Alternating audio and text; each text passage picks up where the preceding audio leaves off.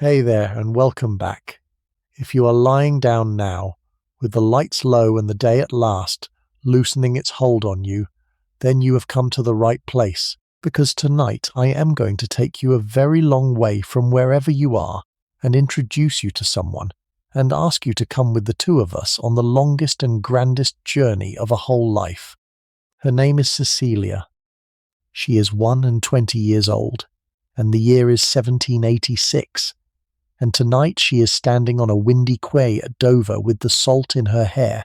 and a vast heap of luggage at her feet, about to set out across all of Europe on the journey they called the Grand Tour, the journey that the fortunate few of her age dreamed of their whole lives, down through France and over the mountains and into Italy, to Rome and Naples and Venice and home again, months upon months of road and sea and strange cities. It was a rare thing in that age for a young woman to be given such a journey at all, and Cecilia has been given it, and it is about to begin. And somewhere far ahead of her, past the cities and the seas, high in the thin cold air at the very roof of the world, she will be lifted clean off her own 2 feet and carried over a mountain pass on the shoulders of strangers in a little chair slung between two poles, with nothing at all beneath her but the white drop of the snow falling away for thousands of feet, and she will be afraid, and she will also, to her own great surprise, be glad. We will come to that in its proper time, for now the boat is waiting, and the tide is on the turn, and all of the continent is out there in the haze over the water. Come with me, and we will go and find her. Before we step down onto the quay to join her, let me say one quiet word to you directly, because you are out there somewhere in the dark, and I am glad of your company tonight. If these long journeys into other lives and other years are the kind of thing that helps you set the day down and drift towards sleep, then you are welcome to subscribe, gently and with no fuss at all, so that the next of these nights can find its own way to you when it comes. And there is one thing I would like to know in the spirit of the journey we are about to take, for Cecilia wrote letters home from every city she came to, long letters by candlelight, telling the people she loved exactly where in the wide world she had got to, and what the hour and the weather were like there. So tell me, if you would, in that same spirit, where in the world you are listening from tonight, and what the hour is where you are, whether it is deep evening, or the small hours, or some long grey afternoon, and I will read what you write, and very likely answer. Think of it as your own first letter home. That is enough of the present moment. The boat is waiting. Let us go down to the water and find her in the crowd. Picture this. It is early on a grey morning at Dover, and the wind is coming hard off the sea, and Cecilia is standing on the quay in her travelling cloak with the cold of it going straight through the wool and into her bones. Behind her, the white cliffs climb up into the low cloud, the last of England, the edge of the only world she has ever known. Before her, the water is grey and restless and streaked with foam heaving against the harbour wall, and somewhere out beyond the haze too far to see, lies the coast of a foreign country where they speak a foreign tongue and keep foreign hours, and where, from the moment she sets her foot upon it, she will be a stranger. A great heap of luggage is being carried down to the small wooden packet boat, her trunks and boxes and cases, more of them than she would ever have believed she owned, all corded and labelled and waiting, and among the crowd on the quay stands her aunt, who is to travel the way with her as companion and chaperone, drawn deep into her own cloak against the wind, and beside the aunt the lady's maid, already pale at the sight of the heaving sea. The three of them, and the boxes, and the road ahead, and standing there in the cold with the gulls crying overhead, and the sailors bawling to one another as they work, Cecilia feels something that is half pure terror and half a wild lifting joy, the particular feeling of a journey that has been talked of and planned for and longed for, finally and actually beginning. For months this tour has been a prospect in the future, a notion that lived in letters and in conversations, in the lists of what to pack, and the careful arrangements of money, and the securing of rooms in cities she had only ever seen as small engravings in her father's books. And now here it is, made suddenly and entirely real in the cold of the morning and the smell of tar and salt and the sway of the little boat against the harbour wall. She is really going. She, a young woman of 21, who has scarcely been out of her own green county, is about to sail away from England and cross a continent to see with her own eyes the mountains and the ruins and the painted churches and the blue southern seas that until now have been no more than words to her. It had not been an easy matter to come even this far, and standing on the quay, Cecilia thinks of the leaving of home a few days since, which is still raw in her. There had been the long preparation, the lists and the packing and the fittings, the house turned over to the enterprise for weeks.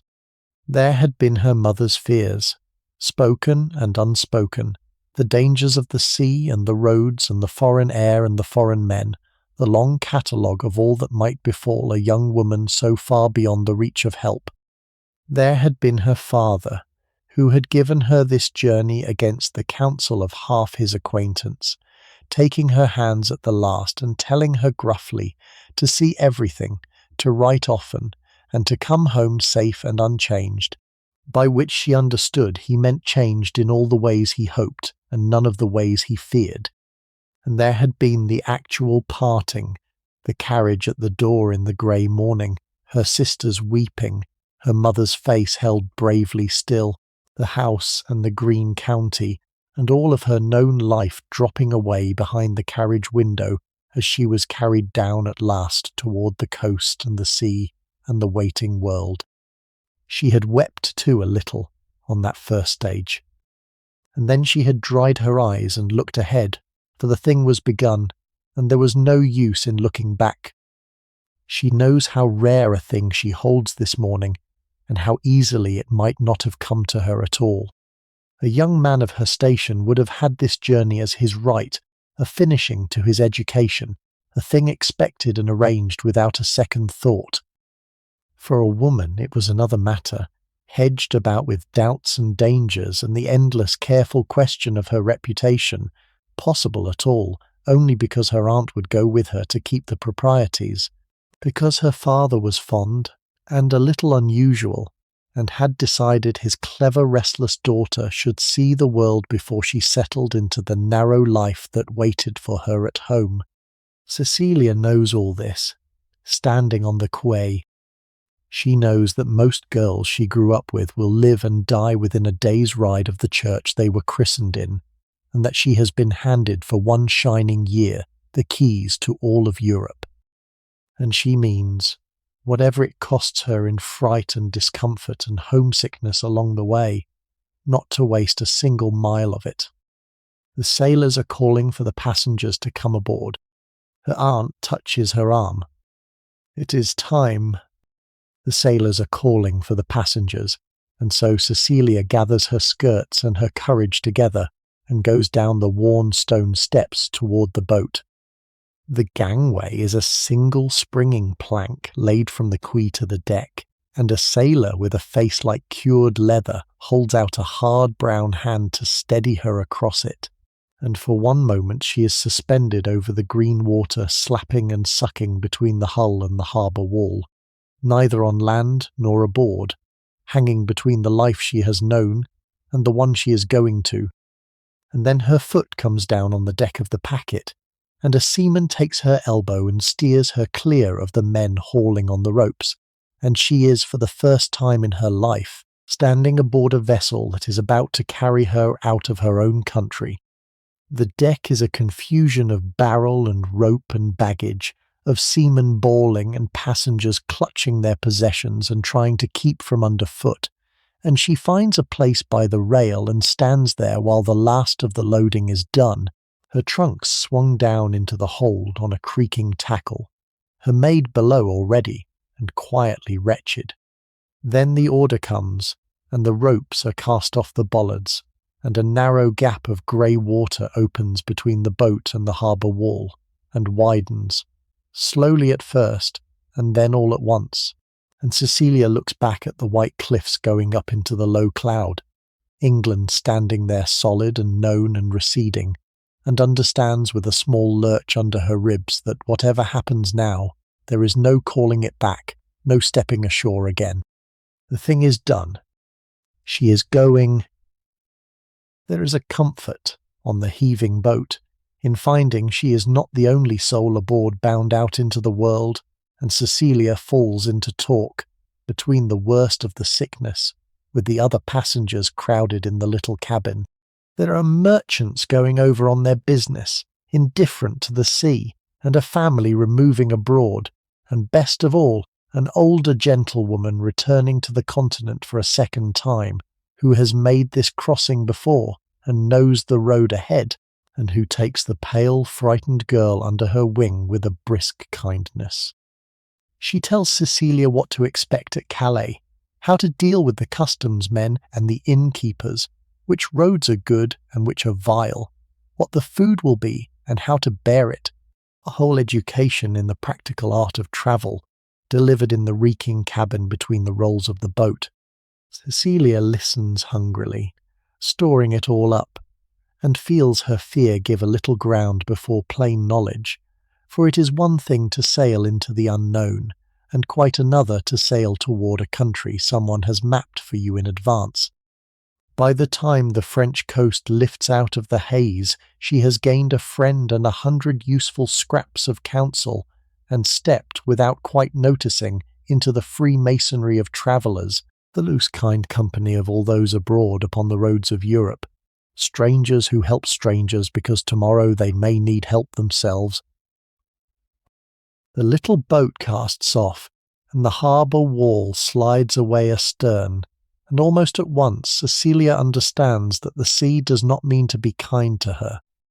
Out beyond the shelter of the mole, the channel takes hold of the boat and begins to work it, lifting it and dropping it and rolling it from beam to beam, the deck tilting underfoot, the grey water rising up close alongside and then falling away into a trough, and her stomach rises and falls along with it, in a way she has never felt before, and does not in the least enjoy. The sails crack and fill overhead, the boat heels and begins to drive, and the waves come marching at it out of the haze, lifting the bow and breaking and flinging cold spray back along the deck. For a quarter of an hour she stands at the rail with her face lifted into the wind, exhilarated by the wildness and the speed, telling herself she will be the one who is not ill. And then the motion works its way deep into her, and the exhilaration drains out through the soles of her feet, and she understands that the sea means to humble her like everyone else aboard, and she goes below to be as wretched as her aunt and her poor maid in the cramped and reeking little cabin, and the crossing becomes a long grey ordeal that she would afterward rather not describe. But all things end, even a channel crossing, and at last a sailor puts his head into the cabin and says the French coast is in sight, and Cecilia drags herself up the companion ladder into the air, green and shaking, to see it. It lies low and pale over the water, a foreign shore under the same grey sky, the long sands and the huddled town, and the spire of a church, France, the continent, the edge of everything new. As the boat works in under the lee of the land, the dreadful motion eases at last, and a little colour creeps back into her face, and she can stand at the rail and simply look at the first foreign country she has ever seen, drinking it in. It does not appear so very strange from here, low and grey and ordinary enough. And yet she knows with a small cold thrill that the instant she steps ashore everything will be altered,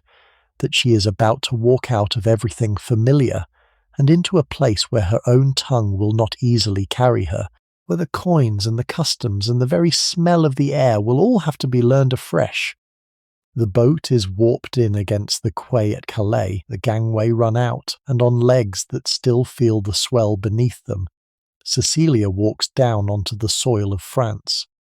At once, a noisy press closes around the travellers, porters and boatmen and customs officers and beggars and touts for the inns,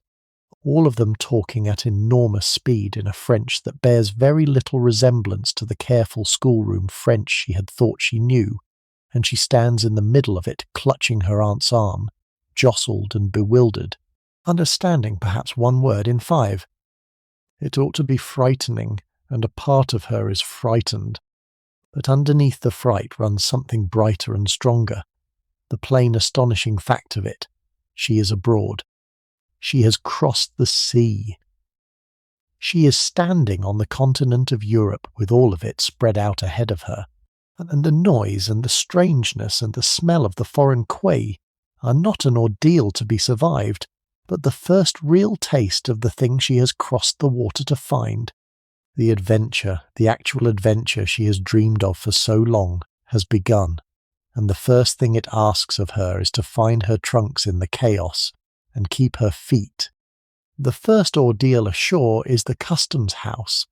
a low dim shed at the head of the quay where the officials of the French king wait to examine the baggage of every traveller who lands. And here Cecilia has her first real reckoning with the foreignness she has crossed the water to find. The officers are courteous enough but unhurried, and they go through the trunks with a patient thoroughness that has her heart in her mouth, turning over her gowns and her books and her little necessaries, asking questions in rapid French of which she catches perhaps half. There is a fee to be paid, of course. There is always a fee, and she must open her purse for the first time and reckon in a currency she does not yet understand, the strange coins heavy and unfamiliar in her gloved fingers, the livres and the sous, and she fumbles and counts wrong and feels the blood come up in her cheeks. But the officer is patient, and an older Englishman behind her in the queue murmurs a word of help, and at last the right coins are found and handed over, and the trunks are chalked and passed, and she steps out of the dim shed into the bright noise of the quay with her papers in order, and her baggage cleared, and feels, under the fluster of it, a small private flush of triumph.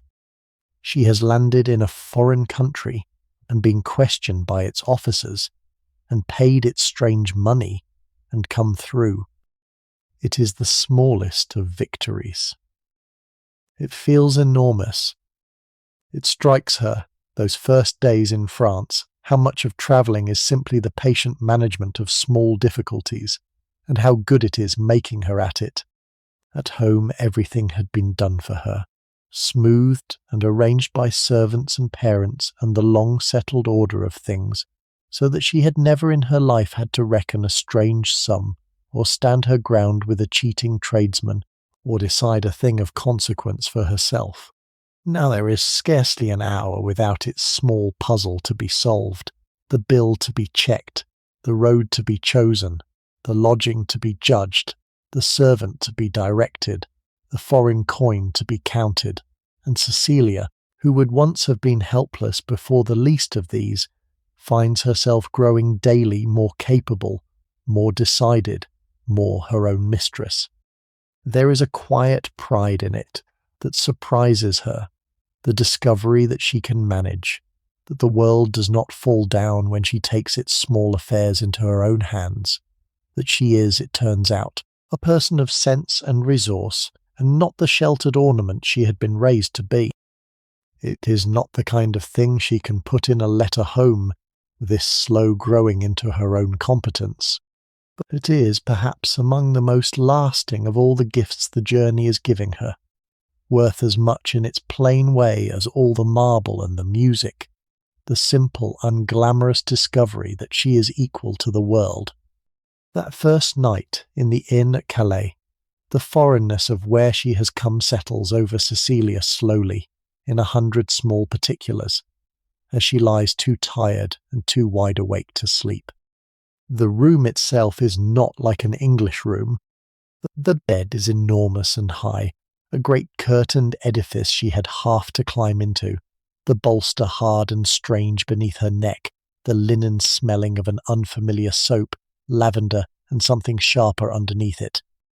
The window is shuttered against the night in the foreign way, and through the slats come the sounds of a foreign town settling itself to sleep, a man calling something far off down the street in that quick liquid tongue, a dog, a cart, and a church bell that strikes the hour with a deeper, sadder, more lingering note than the bells of home.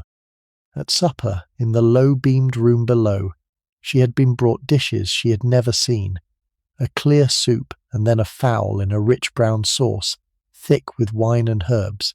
and bread with a hard pale crust and a soft sweet middle, and a wine the landlord poured as though it were the most ordinary thing in the world, and she had eaten cautiously and found, to her surprise, that most of it was wonderful, better than anything from the kitchen at home, and the small disloyal thought had made her smile into her glass. She understands, lying there in the dark, that this is her life now, for a year and more. The most ordinary acts, eating and sleeping and asking the way and counting out money, will all be small adventures in a foreign key, and even now, on the very first night, she has already eaten and heard and smelled things that no one she loves at home has ever known.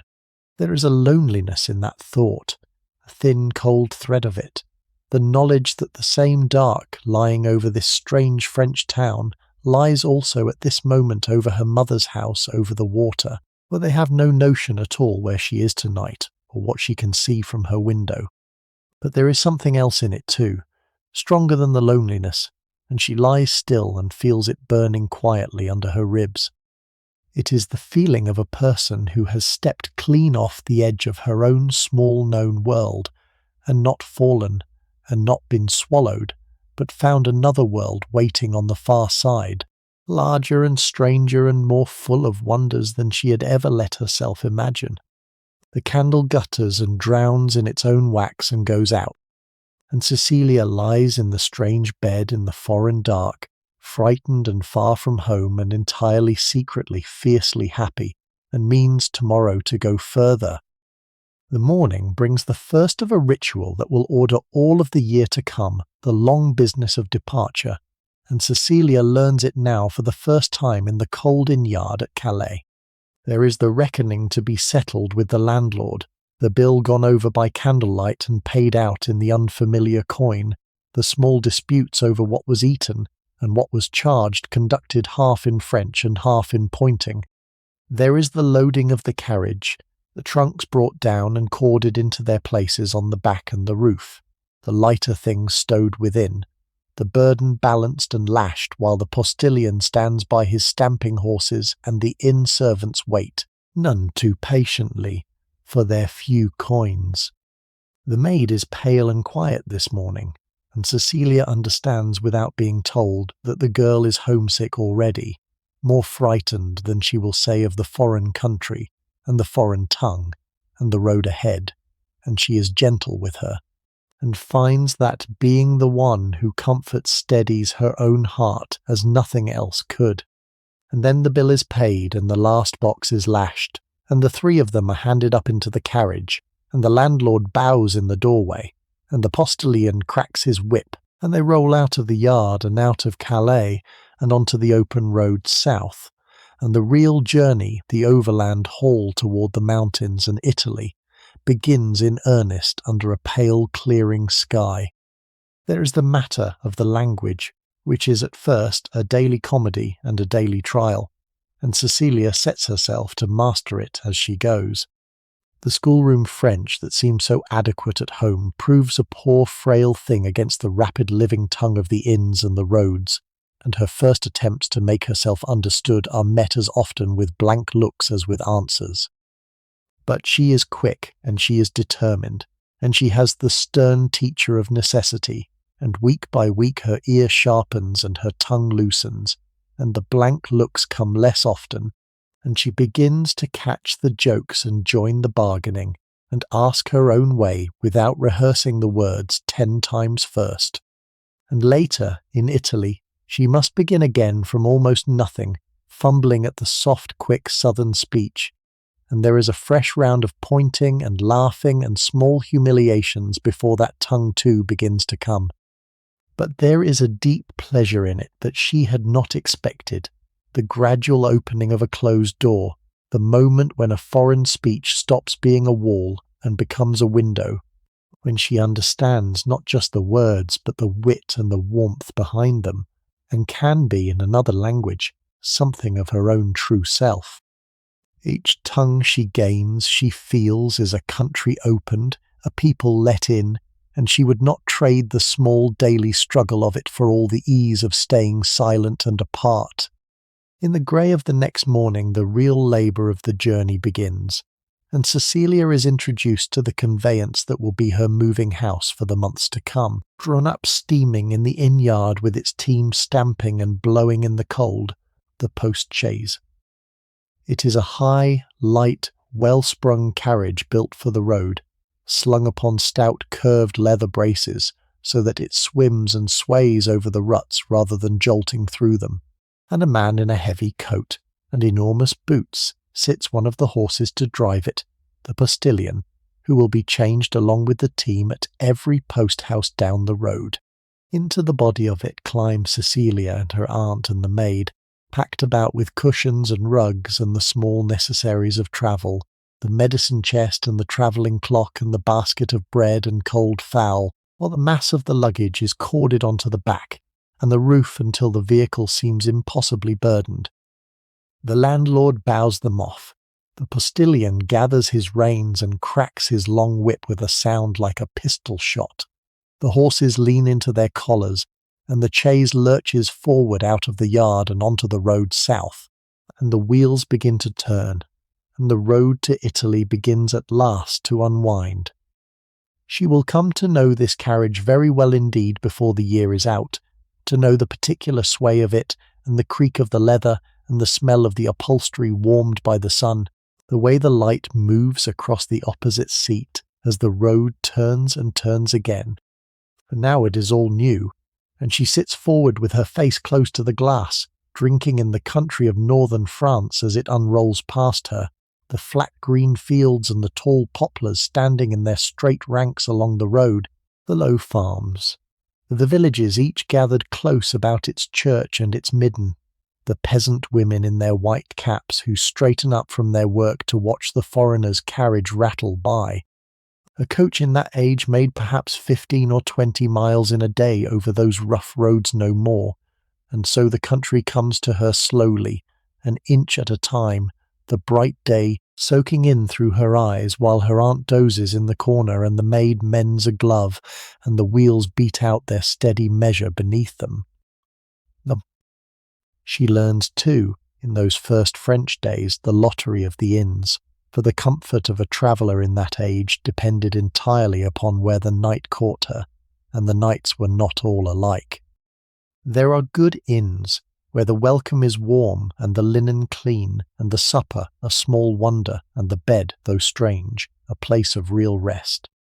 And there are the others which she will remember just as long, the poor wayside houses, where the host is surly and the rooms are cold and the bed, when she draws back the cover, is plainly not to be trusted, where she lies down at last in her travelling cloak rather than between sheets she dare not examine, and listens to the mice in the wall, and the wind in the broken shutter, and counts the hours until she may decently rise and go. There is a night somewhere south of Paris, in a wretched inn where the supper is uneatable, and the fleas are merciless, and the host overcharges them with a bland and shameless face, and Cecilia lies awake furious and itching and very far from home. And yet even that, in the morning, with the sun up and the carriage rolling on, turns somehow into part of the adventure, a thing to be laughed over and written home, for she is learning that the discomforts of the road are the price of its wonders, and that a traveller who cannot bear a bad inn has no business setting out at all. The country she rolls through teaches her things no inn could, and not all of them are comfortable.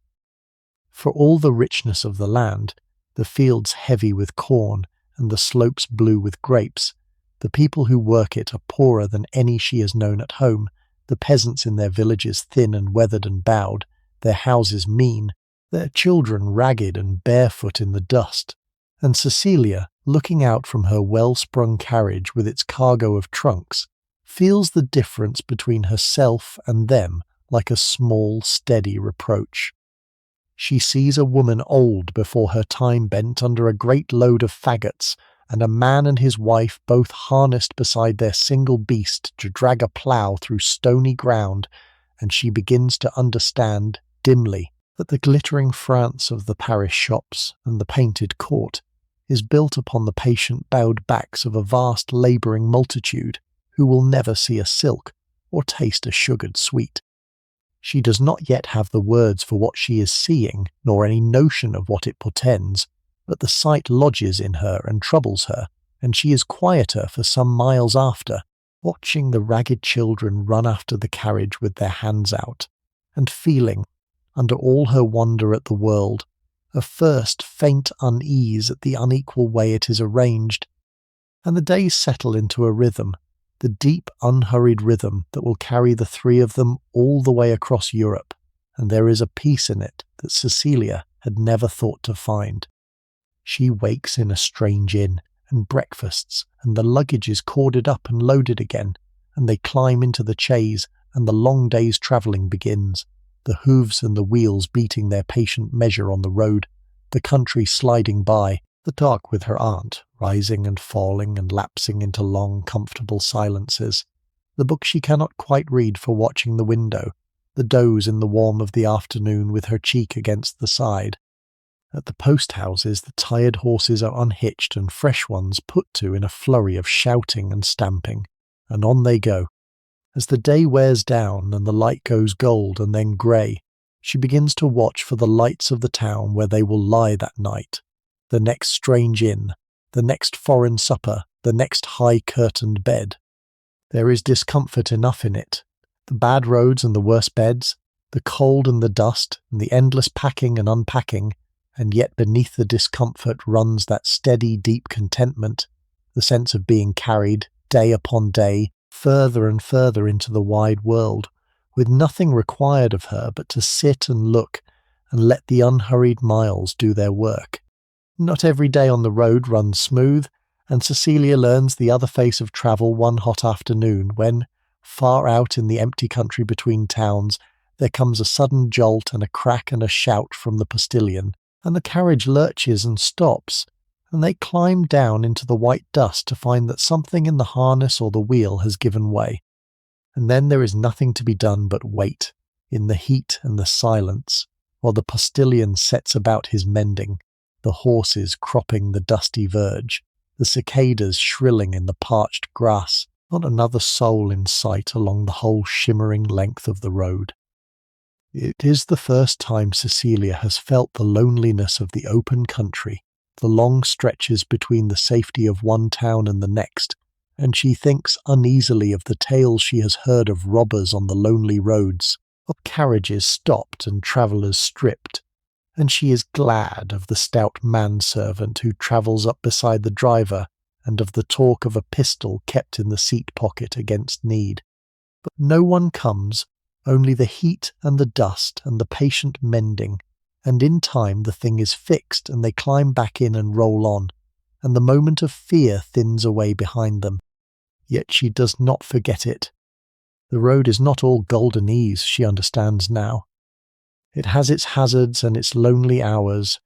and the comfort of arrival is the sweeter for them. And then, after many such days, the country begins to thicken and gather, the lonely farms giving way to clustered villages, the villages to straggling suburbs, the traffic on the road swelling with carts and carriages and people afoot, and a soft smudge of wood smoke and haze stands up over the sky ahead, and her aunt leans to the window and says, in a voice gone suddenly younger, that this is Paris. And then they are in it, and it takes Cecilia entirely by surprise, for after the long quiet of the road, the city falls upon all her senses at once. The streets narrow and the tall pale houses lean close overhead, 5 and 6 stories of them, their shutters and iron balconies almost meeting above the press below. The noise comes up off the cobbles in a wall, the iron rims of 100 wheels, the cries of the water sellers and the chestnut sellers and the sellers of things she cannot even identify, the church bells, the shouting, the sheer human roar of a great capital going about its evening, and the smell of it rises around the carriage, wood smoke and baking bread and horse and drains, and threaded through all of it a strange sweetness of perfume and hair powder drifting from the painted people in the painted carriages that block the way at every corner. It takes a day or two to wash the road out of her hair and her clothes and her very bones, to sleep in a bed that does not sway, to remember that she is a young woman of some position and not merely a parcel being carried south. And then Cecilia steps out into Paris properly, and the city begins to work upon her. There are the shops, first of all, which undo her entirely, for nothing in London had prepared her for the shops of Paris, the windows full of silks in colours she has no names for, gloves so fine they would pass through a wedding ring, fans and lace and 1,000 gilded trifles she does not need and wants with a sudden fierce covetousness that rather shocks her. There are the public gardens where in the golden end of the afternoon the fashionable world comes out to see and be seen, the ladies under their vast powdered headdresses and their wide silken skirts, the gentlemen as fine as the ladies, the slow glittering promenade of a society that has made the very art of appearance the chief business of life, and she walks among them suddenly and painfully aware of the dust still clinging to the hem of her travelling gown. And there is the grave business of money to be seen to, the presenting of her father's letters of credit to the banker, whose name she has carried sewn into her stays all the way from London, the careful drawing of the funds that must carry the three of them by easy and prudent stages, all the way to Italy and home again. And there is a Paris that lies beyond the shops and the gardens, the Paris of spectacle and splendour, and Cecilia is taken to see it. She goes to the theatre, to a gilded house ablaze with candles where the fashionable world sits tier upon tier in their boxes, as much on show as the players on the stage. And though she follows little enough of the rapid French of the drama, she sits entranced by the sheer brilliance of the scene, the music, the painted scenery, the glitter of jewels in the candlelight. She walks in the arcades of the Palais Royal, that strange and glittering town within the town, the shops and the cafes and the crowds beneath the long colonnades, the most modern and dazzling place she has ever seen. And everywhere about her is the France of that particular hour, the France of a young king and a beautiful young queen, a court and a country sunk in a magnificence that seems to Cecilia, fresh from her quiet English county, almost beyond belief, a whole brilliant gilded world turning upon pleasure and display. She cannot know, walking there in the lamplight, drinking it all in, that this dazzling world has but a handful of years left to run, that within 3 summers the streets she is strolling will run with a very different crowd, and the gilded order of it all will be swept utterly away. She sees only the splendour and is dazzled by it, as she was meant to be. We, looking back over the gulf of years, see the shadow standing just behind the light. One day they drive out from Paris to see the Palace of the Kings, and Cecilia is rendered very nearly speechless by the scale and the splendour of it. The great house spreads its wings over the country, front beyond front, window beyond window, more like a town than a dwelling, and within the rooms open one into another in an endless golden vista,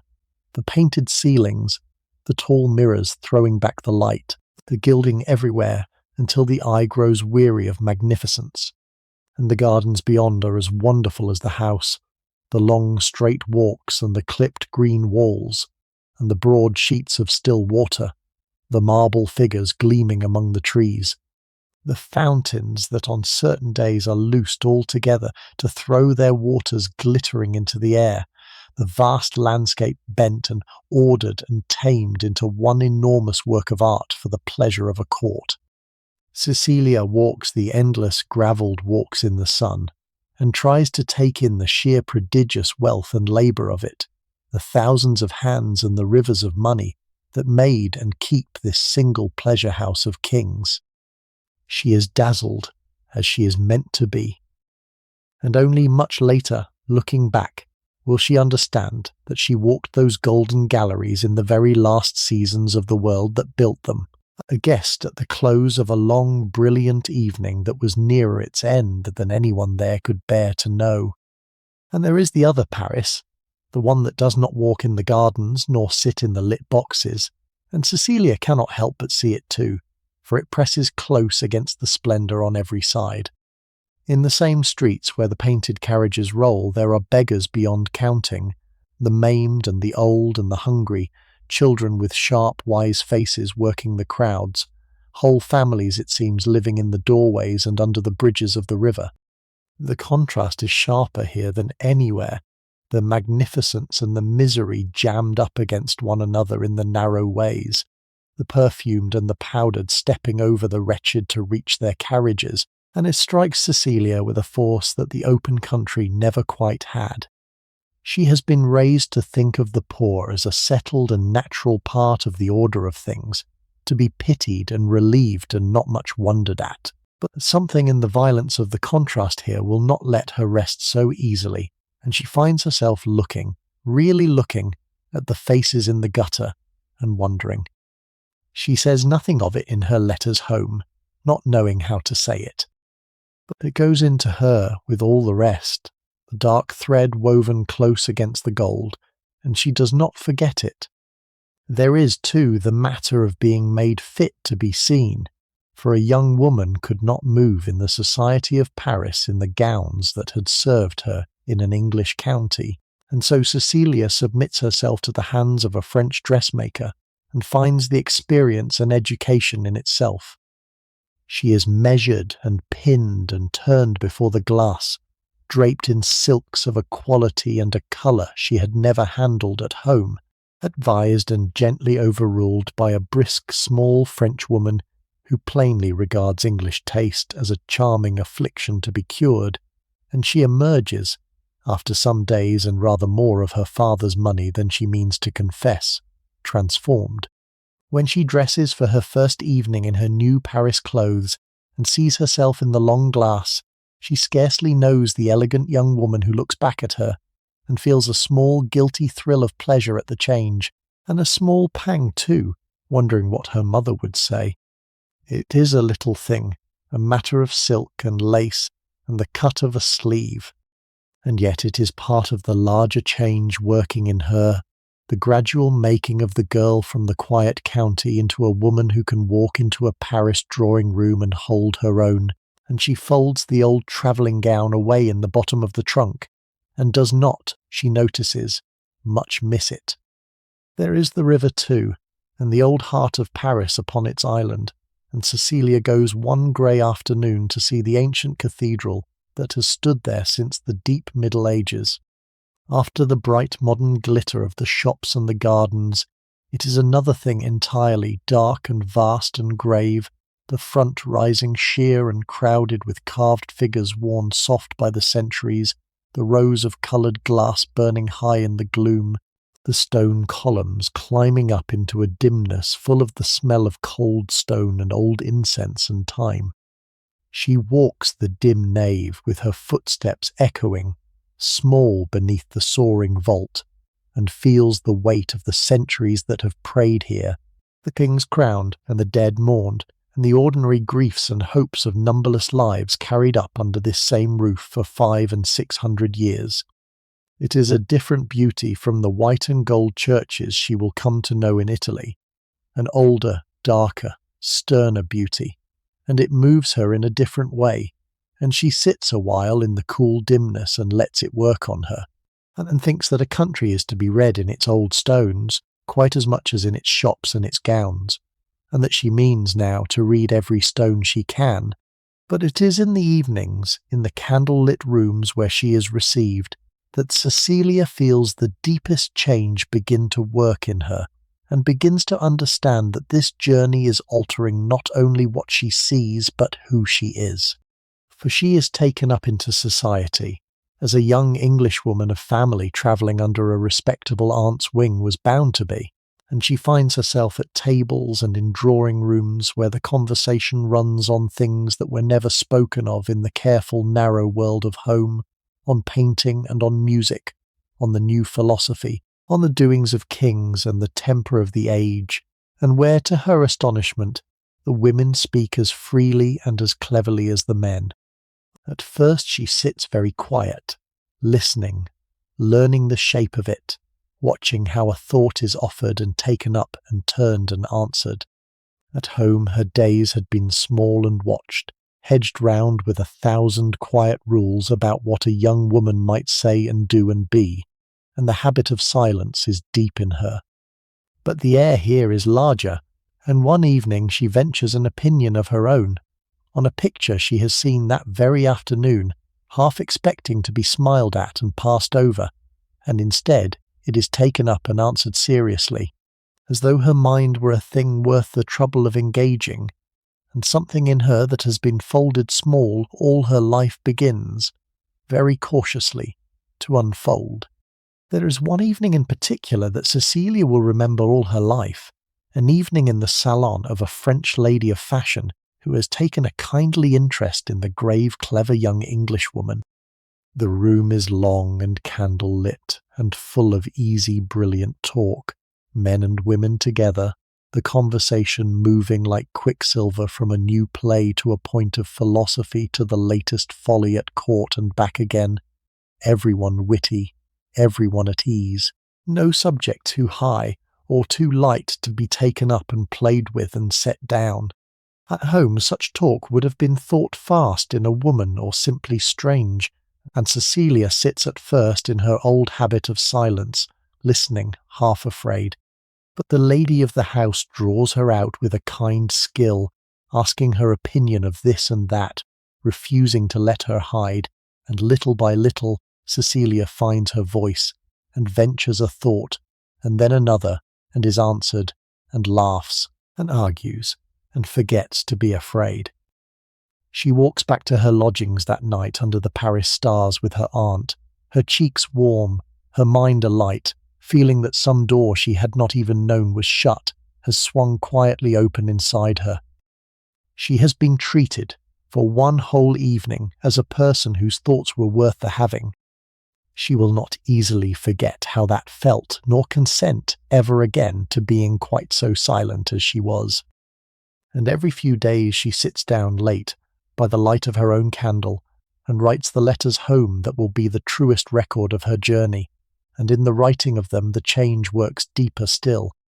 She means, when she dips the pen, only to tell her mother and her sisters what she has seen, the shops and the gardens and the gowns and the cold churches.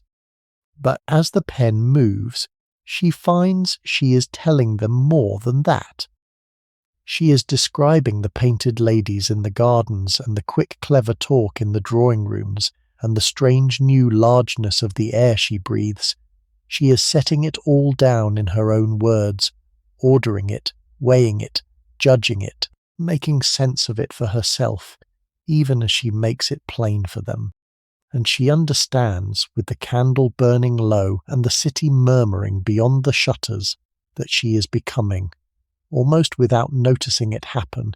a person who observes the world and has something of her own to say about it. The frightened girl who clung to the rail on the heaving channel is still inside her, and always will be. But she is growing, week by week and city by city, into a woman with eyes in her head and a mind of her own and a whole wide world taking shape within her. She seals the letter and sets it by for the morning post, and thinks, as she pinches out the candle of the road that runs south from here, toward the mountains, toward Italy, toward all the rest of it still to come. The first great city of the road south is Lyon, set where two rivers meet, a place of silk and commerce, as busy in its way as Paris, though without the court's glitter, and they break their journey there a few days among the looms and the merchants and the steep climbing streets. Cecilia walks down to the point where the two rivers come together, the one green and the one brown, running side by side for a way before they mingle, and watches the boats and the bustle of the quays, the bales of silk and the barrels and the river traffic of a great inland port. She is shown the looms where the famous silks are woven, the patient skilled work of it, the threads beyond counting, and she thinks of the gowns of Paris and understands for the first time the long chain of labour that lies behind a yard of shining cloth. And from Lyon the character of the journey changes, for here many travellers took to the river itself, and the road keeps company now with the broad swift Rhone running south toward the sun, and the country opens and warms with every mile, and Cecilia feels that she has passed some invisible line, out of the north she knew, and into the true south she has dreamed of, where the light is harder and the shadows are blacker, and the very air smells of a different world. They pass on the road south, through an old walled city above the river, where the popes of the church once kept their seat for the better part of 100 years, far from Rome, and Cecilia climbs to the enormous fortress palace they raised there, a grim and mighty pile of pale stone towering over the town and the river, more castle than palace, built in hard times to keep its holy occupants safe. She walks through the bare echoing halls, stripped now of their old magnificence, the wind moving through the empty stone chambers, where once the whole business of the church was carried on, and looks down from the high ramparts over the tiled roofs of the town, and the wide green river running below, and the broken bridge that once spanned it, of which only a few arches now reach out from the bank toward the water, and stop, going nowhere. It is a place full of the sense of vanished power, of greatness departed, and it strikes a note that will sound again and again on her journey south, in Rome and in Venice both. The note of a glory that was and is no longer of mighty things outlived by their own stones. She is beginning to learn the deep lesson of the South, that nothing made by men endures forever, not even the seats of popes and kings, and that there is a strange grave beauty in the ruins of greatness that the bright new world of the north knows nothing of. So at last they leave Paris, and the carriage turns its face to the south, and the road begins that will carry them down through the whole heart of France toward the mountains and the edge of another world. The country changes by degrees as the days pass, the flat northern plains giving way to a kinder, hillier, sunnier land, the light strengthening and turning gold, the bare fields giving over to vineyards that climb the warm slopes in their straight green rows, and the food at the inns shifting beneath them from the butter and cream of the north toward oil and garlic and herbs, and the strong dark wine of the south, so that Cecilia can almost taste the country growing warmer mile by mile. They come down in time into the valley of the river, the Rhone, running broad and swift and grey-green between its hills, and the road keeps it company southward, and she falls back gratefully into the deep old rhythm of travelling, the watching and the dozing and the long talk and the longer comfortable silences, the steady accumulation of the miles. The days are warm now, the dust rising white behind the wheels, the cicadas shrilling in the noon heat when they stop to rest the horses, and she begins to feel the north falling away behind her, and the south coming up to meet her, the whole climate of her life changing as the carriage rolls on.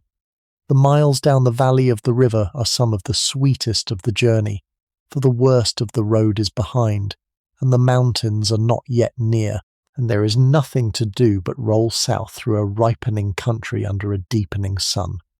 They stop at noon by the roadside, sometimes rather than at an inn, and spread a cloth in the shade of a tree, and eat bread and cheese and cold fowl and the small sweet grapes of the country, and drink the rough local wine cut with water. And Cecilia thinks she has never eaten anything so good in her life as those dusty roadside meals with the river running below, and the cicadas loud in the heat. The first dark spires of the cypresses appear along the hillsides, and the olive trees with their grey-green leaves, and the country takes on the look she has seen only in paintings, the look of the south, of Italy not far ahead. She is brown now from the open carriage, freckled across the nose in a way that would have horrified her mother. And she does not care in the least, for she is happier in her skin than she has ever been carried south, day by day through a warming golden land toward the mountains and the wonders beyond them. In the warm country of the south, before ever she reaches the mountains, Cecilia comes upon her first sight of the ancient Romans, far from Rome itself, for these lands too had been theirs, and they left their mark upon them in stone. She is taken to see a bridge the Romans built to carry water across a river valley, a vast thing of pale stone arches mounting one tier upon another high above the stream, standing perfect and entire after some 1700 years, the water channel still running along its top, the high arches striding over the gorge as though they had been raised yesterday by giants. She stands in the heat with the cicadas shrilling and looks up at it, this enormous, useful, beautiful thing made simply to carry water to a town, built by people so sure of themselves and their world that they made even a water pipe a wonder for the ages, and something turns over in her at the sight. She has read of Roman greatness all her life as a name in books.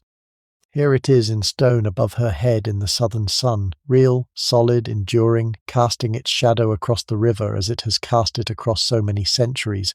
and she understands for the first time, with her own eyes and not merely her schooling, what manner of people she is travelling south to meet among their ruins.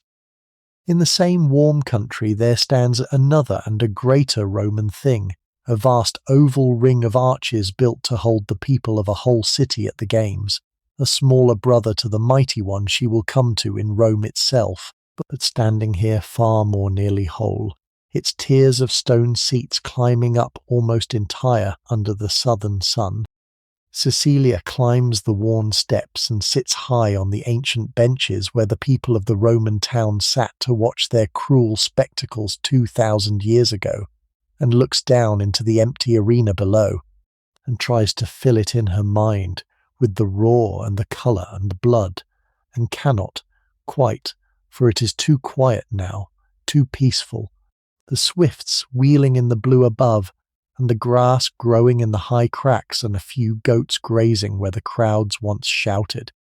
It is her first taste of the strange double feeling that Rome itself will give her tenfold, the sense of a tremendous human energy long since fallen silent, of a place built for tens of thousands now given over to the goats and the wind, and she sits high on the old stone in the sun and feels the centuries open quietly beneath her, and is, for a young woman who only months ago had never left her county, becoming something of a connoisseur of ruins. And then one bright afternoon, far ahead and impossibly high, where the haze thins along the southern edge of the sky, Cecilia sees a thing that stops the breath in her throat and brings her forward against the glass. A long, jagged line of white, standing up above the blue of the distance, far too high and far too still to be any cloud. She looks, and she understands, and a small thrill of dread and wonder runs the length of her spine, for she is looking at the Alps, the white wall that stands across all of the south, the barrier that every traveller bound for Italy must somehow cross, and that she must cross. They are days away still, no more than a pale serration along the horizon, but there they stand, gleaming and immense and terrible, and from the moment she has seen them she can think of very little else, and the tales the other travellers tell of the passes begin to take on a sudden sharp personal weight, for those white peaks are no longer a name in a book, but a thing waiting, patiently, at the end of the road she is on. There is more to Geneva than the lake and the waiting, and Cecilia fills the days of the pause with what the town has to offer. It is a place of watchmakers, famous through all of Europe for the delicate work of its craftsmen, and she is taken to see the tiny, intricate mechanisms taking shape under their patient hands, wheels and springs, no bigger than a seed, a small universe of precision, and she buys a little watch to carry home, a thing she will keep all her life. It is a sober Protestant town, grave and clean and orderly after the gilded Catholic south of France, and there hangs about it still the memory of the famous thinkers who had lived and written there, whose names she has heard her father speak with respect. But always, over everything, lies the shadow of the mountains and the crossing to come, and the inn is full of other travellers in the same suspense, some going out toward Italy as she is, and full of dread, some coming back the other way with the crossing behind them, and the snow light still in their eyes. And these last she questions eagerly, drinking in their tales of the pass, the chairs, the chairman, the cold, the drops, until she hardly knows whether she longs for the crossing or dreads it more. The weather holds uncertain. They wait. And every clear morning she looks south to where the white peaks stand waiting, and knows that her turn is coming. While they wait at Geneva for the weather to settle, there is time for an excursion that Cecilia will count among the wonders of her life, up a long valley into the high mountains to see the rivers of ice. The road climbs and climbs into a world of rock and pine and tumbling water, the peaks crowding in white and impossible overhead, until they come to the place where a great glacier comes down off the heights, a frozen river of ice, pouring in slow motion down the mountainside, blue-white and riven and enormous, grinding down the valley at a pace too slow for any eye to catch. Cecilia walks out a little way upon the ice itself, gingerly awed, peering down into the deep blue clefts where the light goes down and down into the heart of it, hearing far below the rush of the meltwater running unseen beneath her feet, and over it all the highest mountain in all the range standing up vast and silent and shining against the sky. It is a cold, pure, terrible beauty, utterly unlike the warm beauty of the south she is travelling toward, the beauty of a world too high and too hard for men, indifferent, magnificent, and she stands small upon the ancient ice in the thin air and feels again, as she felt nowhere else, how very large the world is, and how very old, and how briefly, and how gladly she is passing through it. They come before the mountains themselves to Geneva, the sober, handsome grey town set at the foot of its long blue lake, and here they pause, as all travellers paused here, to rest and gather themselves and make ready for the crossing ahead. The lake is the loveliest sight Cecilia has yet seen in all her journey, a sheet of clear, deep water lying cradled among green hills, so clear that she can see the pale stones far down beneath the surface, and at the far end of it, when the morning air is washed and clean, the high snows stand up shining, the mountains very close now, very real. She walks by the water in the cool of the evening with her aunt, and feels that the very air has changed, grown thinner and cleaner and edged with a cold breath off the heights that was never in the soft air of France. And while they rest, and dine,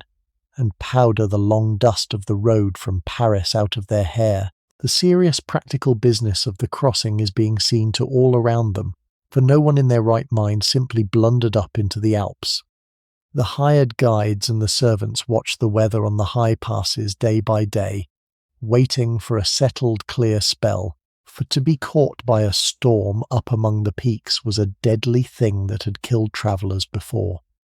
Again and again Cecilia hears the name of her pass spoken in the inn, Mont Cenis, the gateway through the mountains into Italy, and she lies awake at night,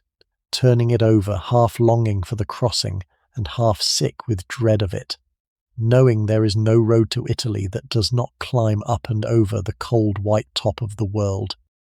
And then the settled weather comes, and the morning of the crossing dawns hard and bright and bitter, and the carriage carries them up out of the green country into the mountains, climbing and climbing along the flanks of the valleys, the air thinning and chilling with every mile, the grey peaks closing in enormous overhead, until they come at last to the place where the road, as any road for wheels, simply ends. For the way over Mont Cenis was no carriage road at all, but a steep and rocky mountain track, up which nothing on wheels could go, and here at the foot of it the strangest transformation of the journey takes place, and Cecilia climbs down into the freezing air to watch it with her heart going hard against her stays. Her carriage, the sturdy, faithful carriage that has carried them all the way from Calais, is taken to pieces before her eyes. Lean, weathered men swarm over it and unbolt it and lift it apart. The body from the wheels from the axles, all of it broken down into a heap of separate components. And these, with all the corded trunks and boxes, are lashed onto the backs of a long train of small, shaggy, sure-footed mules, to be carried up and over the pass piece by piece and reassembled, whole, on the Italian side. The place at the foot of the pass is a strange small world of its own, and Cecilia stands in the bitter air and takes it in while the work goes on around her. There is a whole population that lives by the crossing, the muleteers and the chairmen, and the porters and the keepers of the rough houses where travellers shelter, hardy mountain folk who have made the mountain their trade, and the air rings with their shouting and their haggling, the bargaining over the price of the chairs and the mules conducted at the top of the voice in a dialect she cannot follow at all. Other travellers are gathered there too, waiting their turn, a little knot of the fortunate and the frightened drawn from half the nations of Europe, and all bound the same impossible way, and they eye one another with the nervous fellowship of people about to do a fearful prospect together. And there, in the midst of it all, her own faithful carriage stands stripped to its bones, the wheels off and leaning against a wall, the body lashed to its frame of poles, the trunks roped onto the patient mules, the whole familiar, comfortable shell of her journey reduced to so many awkward loads, and the sight of it disturbs her more than she expects, as though some solid thing she had been leaning on without knowing it had been quietly taken apart. There is nothing solid left to lean on now but her own nerve and the strength of strangers. She draws her cloak about her and lifts her chin and goes to take her place in the chair. And for the three travellers there waits a different conveyance altogether, the thing Cecilia has heard of and dreaded for 1,000 miles, drawn up there in the trodden snow and waiting. The chairmen of Mont Cenis are waiting for her, the men who will carry her over the mountain, and she looks at them and is frightened and reassured in the very same breath. They are Savoyard mountain men, lean and brown and weathered as old roots, not large but strong in the particular wiry way of men who have spent their whole lives going up and down these slopes, and there is in their faces and their easy unhurried movements a sureness that steadies her, even as the sight of the track behind them turns her stomach to water. The chair itself is a simple thing, little more than an open seat of wood and woven straw slung between two long springing poles, with a board for the feet and a rail to grip, and they settle her into it and wrap her well in rugs against the cold that is coming. And then 4 of them take their places at the ends of the poles, 2 before and 2 behind, and at a quiet word among themselves they lift, all together, and the poles rise onto their shoulders, and Cecilia's feet leave the solid earth, and she is carried up into the mountains. The men climb with a rhythm that becomes, after the first terror, almost a kind of music, a steady swing and tramp, the lead pair and the rear pair moving as one practised creature, and now and then they call to one another, a short word, a grunt, a warning of ice ahead, and once they break into a low chanting that keeps their feet together on a hard stretch. Cecilia learns to sway with them rather than against them, to let her body go loose in the chair, and finds that the swaying, once she has given herself up to it, is almost soothing, a great slow rocking carried high above the world. They halt, part way up, at a rough stone refuge built against the worst of the weather, and she is set down for a few minutes on her own unsteady legs to rest and to let the men breathe, and she stands in the thin, dazzling air with her hand against the cold stone and looks back the way they have come down the white track falling away below, down and down to the green country she has left, already impossibly far beneath her, hazed with distance. Above her the peaks stand near and enormous and indifferent. The cold bites through her wrappings. The men stamp and blow and pass a flask among themselves, and then they take up the poles again and lift, and she rises once more onto their shoulders, and the climb into the sky goes on. What follows is the strangest and most frightening and most purely, blazingly alive half-hour of all her life, the passage she will tell of by firesides until she is an old, old woman. The men climb steadily, surely rhythmically, their breath smoking white in the thin, bitter air, picking their way up the narrow track with a sureness that seems past all believing, and Cecilia sits helpless and swaying in her little chair and watches the world fall away beneath her dangling feet. For the track does not keep to safe and level ground.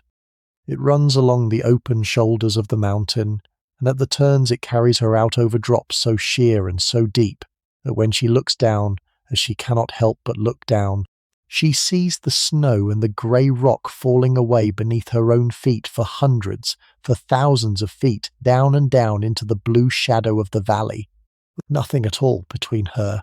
and that whole gulf of empty air, but the woven straw of the seat, and the strength of 4 strangers' legs, and the grip of their feet on the icy stone. The first minutes are pure terror. Her hands lock white on the rail, her whole body goes rigid, her breath comes shallow and fast, and a small voice insists that this is madness, that no one should be up here, that the men will slip and the chair will go out over the edge. And then, by degrees, the terror loosens its hold, because the men do not slip.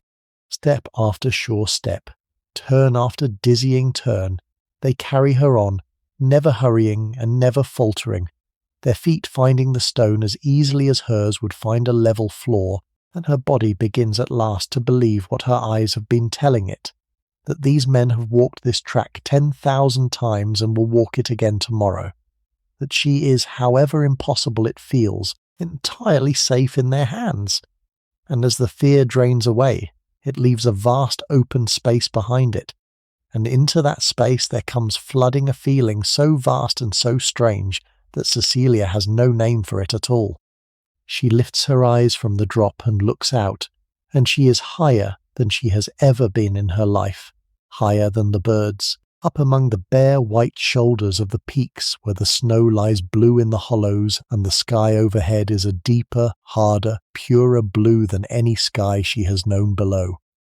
The whole world is spread out beneath her, ridge beyond ridge, the valleys brimming with shadow, the far green country dissolving into golden haze at the very edge of sight, and the silence up here is enormous, a silence with a weight to it, broken only by the breathing of the men and the squeak and crunch of their feet in the snow and the thin keening of the wind over the rock. She is afraid, still, a little, somewhere down in her body, but in her heart she is flying. Near the very top of the pass, the track levels at last onto a high bleak plateau, a place at the roof of the world where the snow lies smooth, and the wind goes over the bare ground with a thin, endless cry. And here, astonishingly, there is a little settlement, a rough hospice kept against the needs of travellers, a place to pause at the summit of the crossing. Cecilia is set down, and stands stamping in the cruel cold, and looks about her at the strangest society she has ever kept. For here at the top meet the parties going both ways, those climbing out of France toward Italy, and those climbing out of Italy toward France, pausing together a moment at the high cold hinge of the journey before the descent on either side. There is a small frozen lake, locked in ice and snow. There are the chairmen resting, and the mules huddled and the steam of breath hanging in the still air. And there is the curious fellow feeling of people met at the summit of a great difficulty, a nod, a word, a shared wonder at where they find themselves before each party turns to its own descent. She will remember this place above all the rest, that this high white silence at the very top of the pass,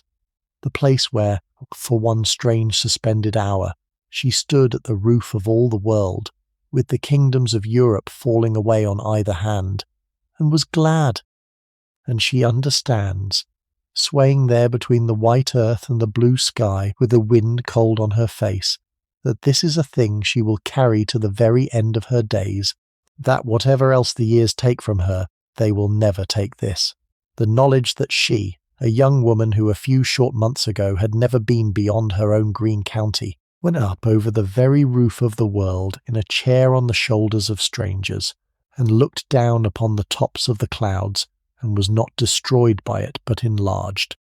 The girl who stood frightened on the quay at Dover could never in 100 years have imagined this moment, could never have believed herself capable of it. And yet here she is, carried high over the mountains into Italy, terrified and exalted in equal measure, more wholly and vividly awake than she has ever been in all her careful, sheltered life. She will write of it to her sisters by and by, and find that the words will not stretch to hold it. Some things are too large to be sent home in a letter.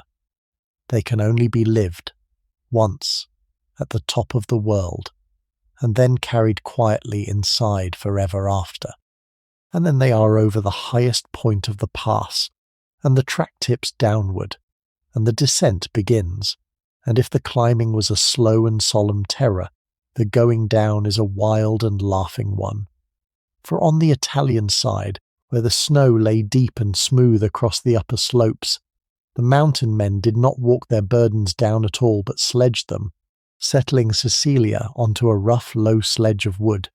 and taking it by the ropes and setting off down the snowfield at a speed that snatched the breath clean out of her body. Down they go, and down the cold wind tearing the tears from the corners of her eyes, the white slope flying up to meet them in a blur, the men whooping to one another and leaning and steering with their heels, the whole frozen solemn world streaming past on either hand. And Cecilia finds that she is not screaming but laughing aloud and helpless into the wind, her heart hammering with a wild glad fright unlike anything she has ever felt, more purely and recklessly alive in those few plunging minutes than she has ever been in all of her careful, sheltered life. Her bonnet is half off, her hair is whipping loose, her aunt on the sledge behind is shrieking something that is half protest and half delight, and none of it matters in the least, for they are coming down off the roof of the world like children down a hillside, and it is glorious. At the foot of the descent, where the snow has given way at last to mud and grass and the first trees, there is a village, the first Italian village of the journey, and they stop there to gather themselves and to wait while the carriage is brought down piece by piece and made whole once more. And Cecilia, stepping into the low warm room of the village inn, feels the south close around her like an embrace. The fire is lit, the smell of cooking is rich and strange and good. The people are dark-eyed and quick and full of an easy warmth, exclaiming over the travellers, pressing food and wine upon them, laughing. She is given a bowl of something hot and savoury, and bread, and a cup of the dark local wine, and she sits by the fire with the cold of the heights still in her bones, and feels it slowly driven out, feels the warmth and the safety, and the sheer animal relief of having come down alive from that terrible, beautiful place. Her aunt is laughing, the maid is pink and recovering, but the chairmen are paid and gone back up to wait for the next party. They are in Italy, the mountains are crossed, and the warmth of that first Italian fire, and the kindness of those first Italian faces, and the taste of that first Italian supper,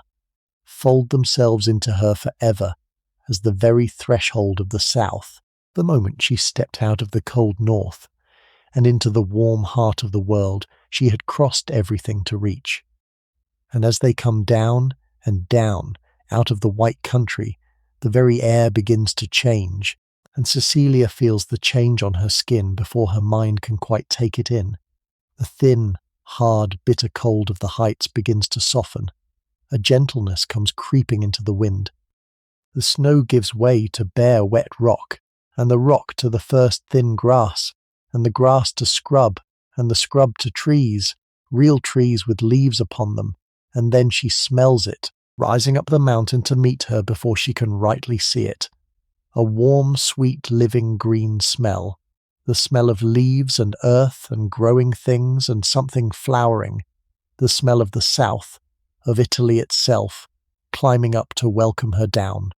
And there, spread out far below at last as the sledge slows and the men bring it gently to rest on the lower slopes, golden and hazy in the long slant of the afternoon light, lies the plain of Piedmont, the beginning of Italy, the country she has crossed half of Europe and gone over the top of the world to reach. She can see the lemon trees on the lower terraces, and the vines, and the red roofs of a town, and a river catching the light, and the whole warm land lying open and waiting beneath a sky of softest blue. She sits there a moment on the lower slope while the mules are brought down, and the carriage begins, piece by piece, to be made whole again, and she simply looks, her face still cold and wet from the wind, her heart still going hard from the descent, and she lets the enormity of it settle into her. She has done the thing she dreaded above all others. She has crossed the Alps, the mountains that stood across all of the south, that filled her nights with dread at Geneva, are behind her now, behind and above her, and Italy is opening at her feet in the warm gold light. She has never in all her life been so far from home. She has never felt so entirely, so triumphantly glad to be exactly where she is. And somewhere under the gladness there is a new thing too, a small, hard, bright kernel of something she has never had before, which is the knowledge of her own courage, the proof, carried now forever inside her, that she was afraid and went anyway, and was not broken by it, but carried clean through to the other side, where Italy lay waiting in the sun. The first Italian city to take them in is Turin, lying out upon its plain with the white wall of the mountains they have crossed standing up behind it like a memory, and after the wildness of the heights it feels to Cecilia like a deep soft haven, an orderly and elegant town of long straight streets and broad arcaded squares, where a lady may walk in the shade out of the southern sun. Here the carriage is made whole again at last, the body lifted back onto its wheels, and the bolts driven home, and the trunks corded back into their proper places. The ordinary machinery of travel resumed as though the mountain had been nothing but a strange high dream. And here too they are received, as English travellers were received in every city of Italy, by the small watchful network of their own countrymen who looked after the tourists, the consul, and the resident gentlefolk who would dine them and advise them, and pass them onward with letters of introduction to the next city down the road, so that a traveller moved across all of Italy, held always within a loose warm net of her own people, never quite alone. They rest in Turin a few days, and Cecilia feels her body slowly unclench from the high fright of the crossing, her shoulders coming down from about her ears, the dazzle of the snow fading from behind her eyes, and she begins truly to take in the enormous fact that she is in Italy at last, in the very land that has been the bright far goal of the journey since before it began, the country of which she has read and dreamed all her life long. The light here is different, she thinks, clearer and more golden than the light of the north, lying over the stone of the buildings like honey.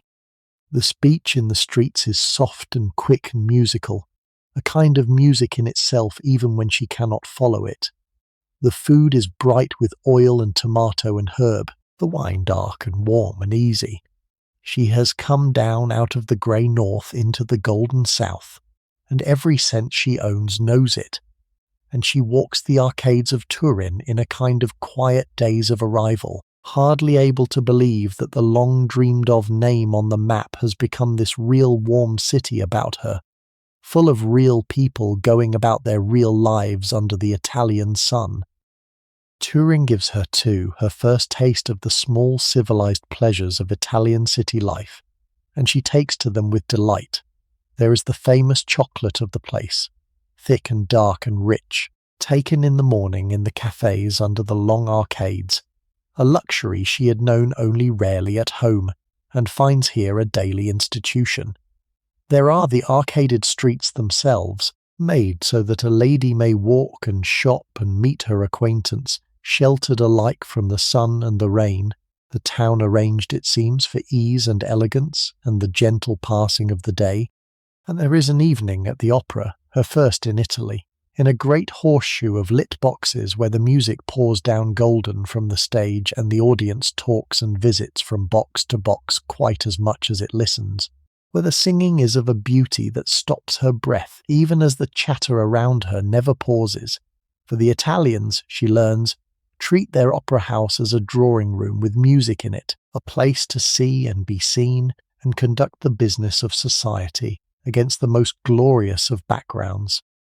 She comes out into the night with the melodies still running in her head and thinks that if this is what the cities of Italy have to offer, then the long fright of the mountains was a small price, and gladly paid. Somewhere in the Italian weeks there comes a darker passage that the bright letters home make light of, for Cecilia falls ill on the road, as nearly every traveller did sooner or later, struck down by a fever in a strange inn far from any help she trusts. For some days she is truly wretched, burning and aching in a foreign bed with a foreign physician, shaking his head over her and her aunt, sitting white-faced by the pillow through the long nights. And there is a stretch of it when she is frightened in a way she has not been frightened before, frightened not of mountains or robbers, but of dying here, so far from home, of her mother learning of it weeks too late by a letter edged in black. But youth and a sound constitution carry her through, and the fever breaks, and she wakes one morning weak and clear-headed to find the sun in the room, and her aunt asleep in the chair, and herself, against the fear of the night, alive. The slow days of getting well, lying propped by the window watching the foreign street below, taking the broth her aunt brings, feeling her strength creep back, are oddly sweet, and she comes out of the illness with a new and sober gratitude for the plain gift of health, and a new tenderness for her aunt who nursed her without sleep, and a new understanding of the courage it took, in that age, for anyone to go so far from home at all. From Turin the road carries them on, south and east through a rich and smiling country, past walled towns set upon their hills and rivers running down clear from the mountains, and they come in time to Florence, lying along its green river among the gentle Tuscan hills, and here Cecilia makes her first long halt among the gathered treasures of Italy. Florence is a city built for the eye, a city of palaces and churches and bridges, the broad, slow river running through the very heart of it beneath an ancient bridge so crowded with little shops and houses that she scarcely knows she is crossing water at all. The vast red dome of the cathedral floating over the huddled roofs like something out of a dream, the place steeped in a glory that was already 4 centuries old before her own grandfather was born. There is a colony of her own countrymen settled here for the season, and she is taken up into their dinners and their drives and their evening parties, and through them the city is opened to her. It is history, and its families and its endless churches full of marvels. But it is the art that takes hold of Cecilia in Florence, and will not let her go. She had known these things only as small grey engravings in books at home, the paintings and the carved marbles, and to come upon them suddenly in the flesh, in their true colours and their true enormous scale, is to be knocked nearly breathless. She walks through rooms hung with pictures so beautiful that she has to stop and sit down, and above everything there is the gallery where the old rulers of the city hoarded their treasures, and at the heart of that gallery the one small room that every traveller crossed all of Italy to see, the tribuna, an 8-sided chamber beneath a little jewelled dome, where the very finest things of all were gathered together so thick upon the walls, and ranged so close upon the floor, that she turns slowly round and round in the middle of it, not knowing where to rest her eyes. She stands there, a young Englishwoman, a very long way from home, turning in that crowded golden room, and she understands that she is looking upon things that are counted among the highest reaches the human hand and spirit have ever attained, and that she has crossed the sea and the mountains and half the earth to stand here and see them with her own eyes, and the strange enormous privilege of it goes through her like an ache almost too large to bear. She thinks of her sisters at home who will never see this, and she resolves to look hard enough for all of them, to carry it home in her eyes and her letters as faithfully as she can.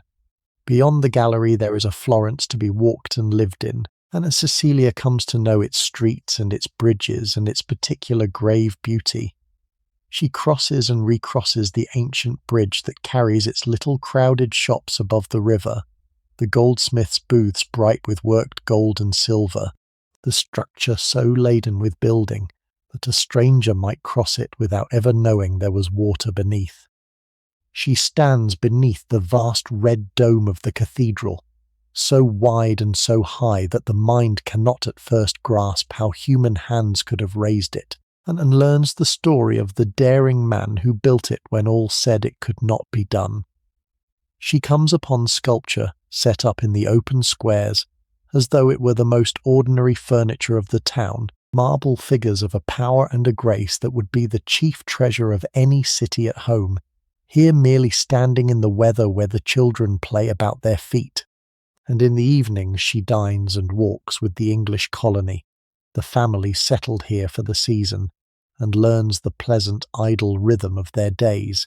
the galleries in the morning, and the drive in the afternoon, and the cards and the music in the evening, a small transplanted England living out its leisure in the soft Tuscan air. One day they drive out from the city into the hills to a villa lent by an acquaintance, and Cecilia sees the Tuscan country that cradles Florence and understands where the painters found their backgrounds. The hills roll away soft and silver green, terraced with olives and ribbed with vines, set here and there with the dark exclamation of a cypress, or the long low line of a villa among its gardens, and over it all lies a light so clear and so tender that the most distant hills seem near enough to touch. They dine on a shaded terrace, looking out over the valley, the city small and golden below with its great dome riding above the roofs, and the afternoon drifts by in talk and idleness and the heavy scent of the garden, and Cecilia thinks she has never been anywhere so wholly at peace. It is a different beauty from the grandeur of the mountains or the marvels of the galleries, a gentler, more human beauty, a country shaped by hundreds of patient years into something like a garden, and it sinks into her quietly and stays. When, long afterward, she thinks of happiness, of pure untroubled contentment, it is this terrace she will see, the silver hills and the golden city and the cypresses dark against the evening, and the lovely idle afternoon with nothing in the world required of her but to sit and look and be glad. Among the churches of Florence there is one that Cecilia returns to more than once, a great grave barn of a church where the city has laid its mighty dead, and to walk its aisles is to walk among the tombs of names she has known all her life from her father's books. Here lies the famous artist, and there the famous thinker, who was punished for saying the earth moves about the sun, and there the famous writer, each beneath his carved monument, the marble figures mourning, the long inscriptions in the noble dead language she half remembers from the schoolroom. She moves slowly from tomb to tomb in the cool dim church, and it comes to her with a strange force that these were not figures out of legend, but men who lived and worked and quarrelled and died in this very city, who walked the streets she has walked, who looked on the same hills and the same river, and who left behind them works so vast that the world has kept their names bright for centuries. She stands a while before the tomb of the man who was punished for the truth, and thinks about courage, and about how the world treats those who see further than it is ready to see, and carries the thought away with her, turning it over into the bright streets and the ordinary day. She loves the ordinary working life of Florence too, the markets and the trades that fill the streets between the palaces, and she wanders them when the galleries grow too much. There are the stalls heaped with the produce of the rich countryside, the figs and the grapes and the oil and the bread, the flowers, the herbs, the bright noise of the bargaining. There are the women plaiting the fine straw into hats and baskets in their doorways, the patient old craft of the place. There are the workshops where the leather is worked, and the gold is beaten, and the marble is cut, the same trades, in many cases, that the city has practiced since the days of its greatness.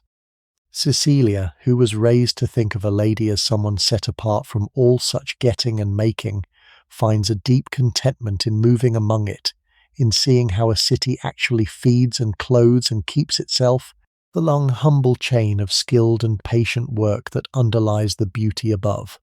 She buys a straw hat against the sun, and a little worked leather case for her journal, and carries her small purchases home through the warm streets well pleased, feeling that she has touched the real living city, and not only its treasures, and that the two, the marble and the marketplace, are not so separate after all, but grew, both of them, from the same long-rooted skill and care. And then when Florence has filled her as full as she can hold and a little fuller, the road gathers them up once more and carries them south, toward the place that is the true heart and secret goal of the tour, the city toward which every single mile since the windy quay at Dover has been quietly, steadily pointing. They come at last, on a golden afternoon with the light slanting low over the wide empty country, up to the gates of Rome. Cecilia has read of this city all her life. She has seen it in the engravings in her father's library. She has stumbled through its history in the schoolroom. She has heard it spoken of by everyone who has ever been, always with a particular hush in the voice, a particular faraway look in the eye. And now the carriage carries her in through an ancient crumbling gate, in an ancient crumbling wall. And she is here, actually, impossibly here, inside Rome itself, and the feeling that rises in her is almost too large for the body to hold. For Rome in that age was not the brisk modern capital it would one day become, but a strange and dreaming and half-empty place, and nothing Cecilia has read has quite prepared her for the melancholy grandeur of it. A city of perhaps 150,000 living souls camped among the gigantic bones of a city that had once held 1,000,000 and ruled the known earth. The ruins of the lost empire, standing everywhere among the houses and the churches and the gardens, cattle grazing in the old forum, grass and wild fig growing high in the broken triumphal arches, the place sunk in a vast golden melancholy that has lain over it for 1,000 years. She is set down at her lodgings as the light goes red over the 7 hills, and she engages, as every traveller did, a cicerone, a learned guide who will lead her through the city day by day, and unfold its endless wonders to her.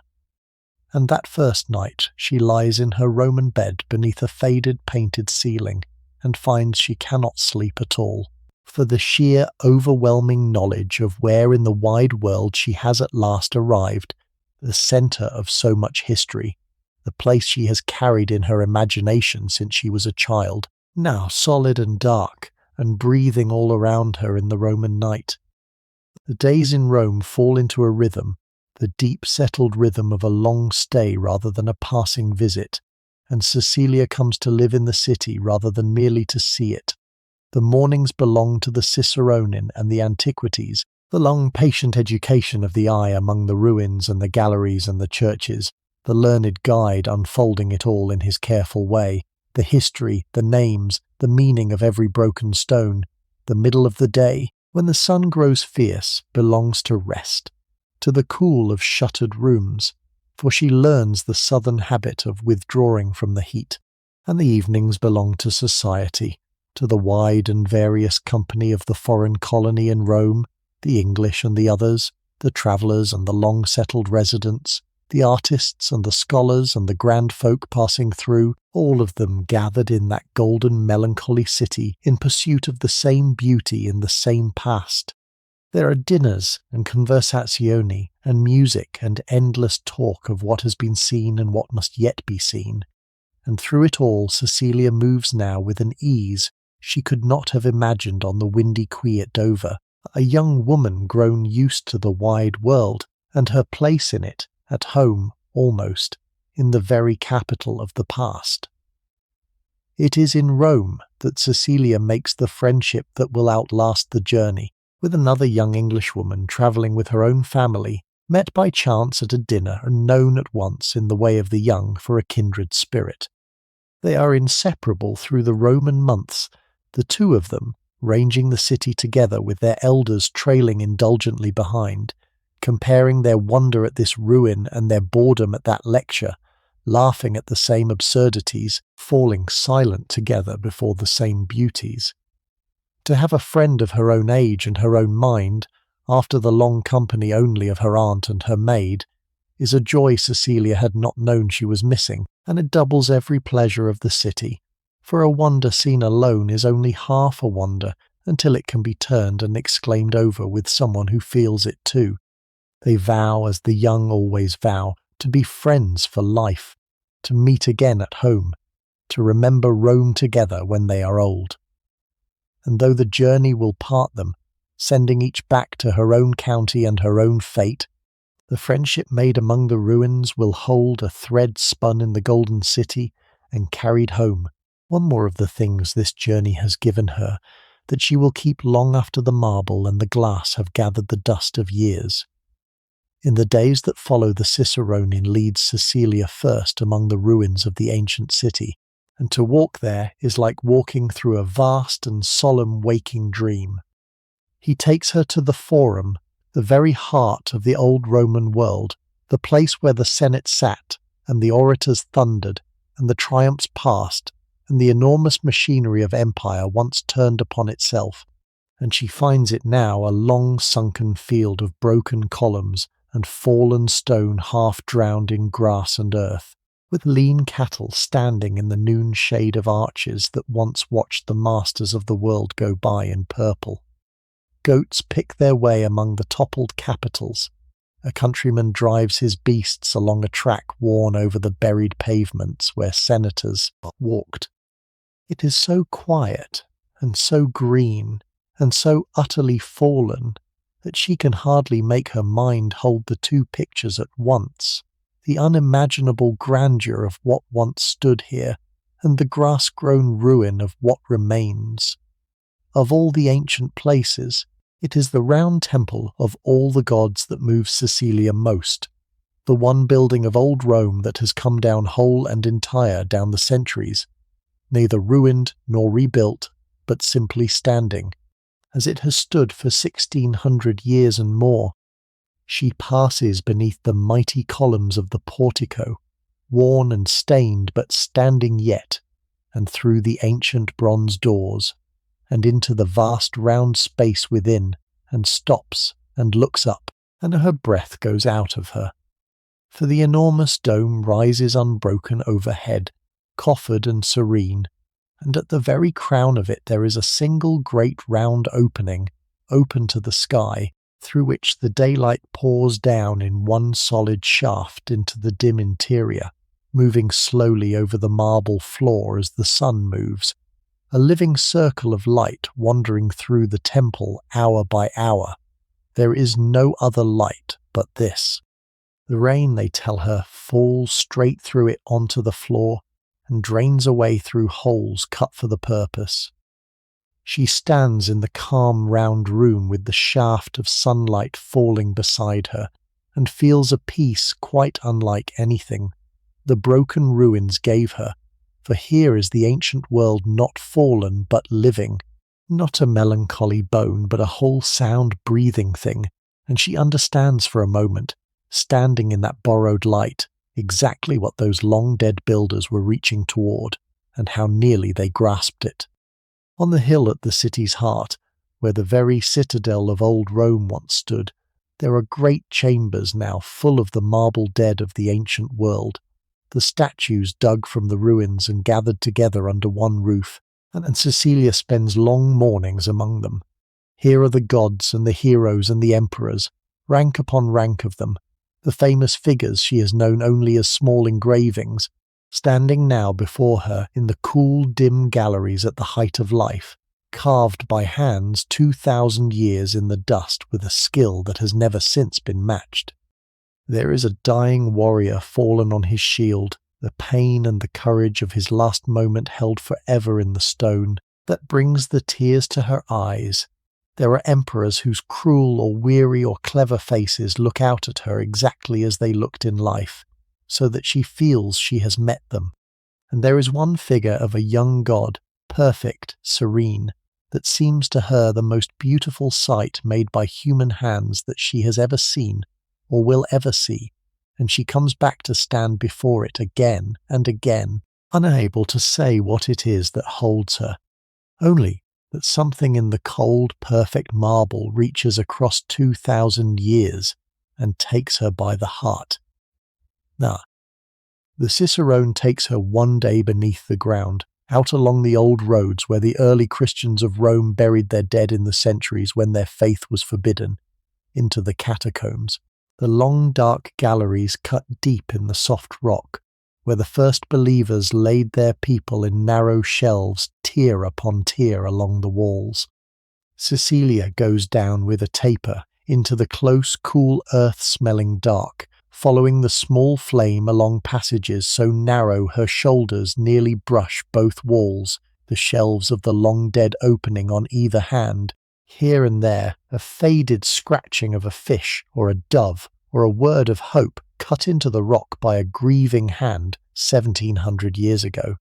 The silence down here is the silence of the deep earth, total, pressing, and she keeps very close to the light, half fearful and wholly moved. For this is a different past from the marble grandeur above, the past of the poor, and the persecuted and the faithful, who met in secret in these very tunnels and laid their dead in hope under the hostile city. She comes up again gratefully into the sun and the air, but the dark galleries stay with her, the scratched doves, the narrow shelves, the patient faith kept burning underground through the long years of fear, and she finds it has touched her more nearly than all the emperor's tombs above. He takes her to the broken ring of the Colosseum, rising sheer above her, arch upon arch upon arch climbing into the blue, the mightiest building of the ancient world, where once 100,000 throats had roared together at the killing on the sand far below. Now it stands silent, vast, half-ruined, the wild flowers and the small fig trees rooted in its high crevices, the swifts wheeling and screaming endlessly around its broken summit in the bright, clear air. Cecilia walks into the centre of the oval and turns slowly about, her head tipped back, and the scale of it presses down on her, tier upon tier of empty arches climbing toward the sky, and she tries and fails to people them in her mind, to fill the silence with the roar that once filled it, and the failure itself is a kind of awe. She lays her bare hand flat against a block of the ancient stone, sun-warmed, pitted, older than anything she has ever touched. Stone that was old and weathered before her own country was anything but forest and marsh, and she feels the whole immense weight of time come down upon her through her palm. It is the strange doubled vision that comes to every thoughtful traveller in Rome, and it comes to Cecilia now with a force that brings tears to her eyes, though she could not quite say whether they are tears of sorrow or of wonder. She sees at once the unimaginable height of what these people built and did and were, the empire that ruled from the deserts to the cold northern seas, and the long quiet ruin of all of it, the grass in the forum, and the cattle in the shade, and the wild fig in the broken arch. The plain fact that everything, however mighty, however certain of itself, comes down in the end to this, to beautiful broken stone in the long grass with the swifts crying overhead. It ought to be a sad thought, and it is a little. But there is something else in it too, something steadying and even consoling. The the sense of her own small life set for a moment against the vast, slow river of the centuries, neither more nor less important than all the lives that walked here before her and are gone. She stands small and alive and young among the gigantic bones of the greatest empire the world has known, and she has never felt so fleeting, and never so glad simply to be alive and standing in the warm Roman sun. Another day the cicerone takes her out beyond the walls, along the old straight road that ran south from the city in the days of the empire, the broad paved way down which the legions marched and the funerals passed, for the dead of Rome were laid along the roads outside the living city. The road runs arrow straight over the open country, paved still in places with the very stones the Romans laid, worn into ruts by wheels that turned to dust 2,000 years ago, and on either hand stand the broken tombs of the noble families, ruined towers and mounds and fragments of marble scattered through the long grass, the silent suburb of the ancient dead. It is a lonely place, and a solemn one, the city's roar fallen away behind, the wide, melancholy country opening ahead, the broken arches of a ruined aqueduct marching over the distance, the whole landscape steeped in a sense of immense and patient desolation. Cecilia walks a little way down the ancient road, setting her own feet on the worn stones where so many uncounted feet have trodden, and feels the centuries open beneath her like a gulf, and is quiet a while, and does not try to speak. Some places, she is learning, are not to be talked about, but only stood in, and felt, and carried silently away. There are days of pure pleasure, too, among the antiquities, days given to the country around Rome, and the loveliest of these takes them up into the hills to an old town above a deep green gorge, famous since the days of the emperors for its waters and its gardens. Here a great cascade throws itself white and roaring over the edge of the rock into the gorge below, the spray rising in clouds and hanging rainbows in the sun, and Cecilia stands at the brink with the thunder of it in her chest and the cool mist on her face, and watches the water fall and fall. And nearby there are the gardens of a great old villa, where the water is led and tamed and made to play in 100 fountains down the long descending terraces, water everywhere, leaping and falling and running and glittering, fountains beyond counting set among the dark cypresses and the mossy stone, the sound of it filling the steep garden like music. After the dust and the heat of the city, the cool and the green and the endless playing water are like a draught of something pure, and she wanders the shaded terraces all the afternoon, from fountain to fountain, and thinks that the old Romans who first loved this place for its coolness were wise, and that some pleasures at least do not change down the centuries. But Rome is not only its dead, not only the bones of the vanished empire, for over and among and out of those very bones there has grown across the long centuries a second city, the living city of the popes, and the Cicerone leads Cecilia through that Rome too, and she finds it as crowded with marvels as the other. He takes her into the basilica that stands at the very centre of the whole Western faith, and nothing he has told her on the way prepares her for the moment she passes through the doors.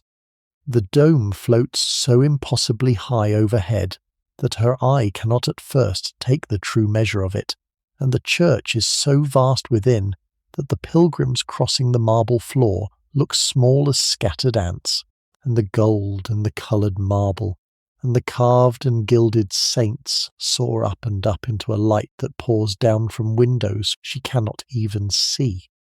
She stands just inside the door with her head tipped back, quite unable to speak, and she understands for the first time in her life what it means for human beings to build something meant to make a person feel small before God, for she feels it, the deliberate, overwhelming hugeness of the place, lifting her up and reducing her to nothing in the very same breath. She comes back more than once to the basilica, for a single visit cannot hold it, and slowly its true scale unfolds itself to her. What looks, from the door, like a fine bronze canopy over the high altar proves, when she walks the long marble floor to reach it, to be as tall as a great house, its twisted columns soaring far above her head. The cherubs that seemed from the entrance the size of children prove close to be giants, taller than a man. The whole building plays this trick again and again, for everything in it is built so vast and so in proportion that the eye is fooled into thinking it ordinary until the slow walk across the enormous floor teaches the truth, and Cecilia learns to read the size of the place, not with her eyes but with her tired feet and the smallness of the distant people. She stands at last beneath the very centre of the dome and looks straight up into the dizzy golden height of it, ringed with letters each as tall as she is, though they seem from below a modest script, and feels the deliberate overwhelming ambition of the thing, the will to build on earth a fit image of the infinite, and understands that whatever else divided her faith from this one, the people who raised this had reached for something very great, and very nearly touched it. He leads her through churches beyond all counting, each one a casket of marble and gilding and painting, the incense hanging in slow blue veils in the slanting shafts of sun, the candles burning in their hundreds before the altars, the soft ceaseless murmur of the prayers rising and falling like a tide. She had been raised in the plain, cool, whitewashed churches of home, where ornament was a kind of sin, and these Roman churches strike her at first as almost shockingly rich, almost too much, a feast laid on for the eye until the eye can hardly bear it. But she comes, over the weeks, to feel the pull of them, the way the gold and the candlelight and the music and the incense work together to lift the heart up out of itself. And though she remains an Englishwoman and a Protestant to the bone, she begins to understand the faith that made these places, and to find a kind of beauty in it that she had been taught all her life to distrust. And she comes out from the cool, dim churches into the bright, loud streets, where the living city goes about its business, in the shadow of the ruins, and the churches alike, and this, perhaps, she loves best of all. The markets are loud with bargaining over fish and fruit and flowers heaped bright on the stalls. The fountains pour their cold water endlessly into the basins of the little squares. The washing hangs strung overhead from window to window. The priests and the beggars and the grand folk in their lumbering gilded carriages all jostle together in the narrow ways. And over and through it all pours the warm, clamorous, theatrical human life of the place, exactly as it has poured for centuries among the indifferent stones.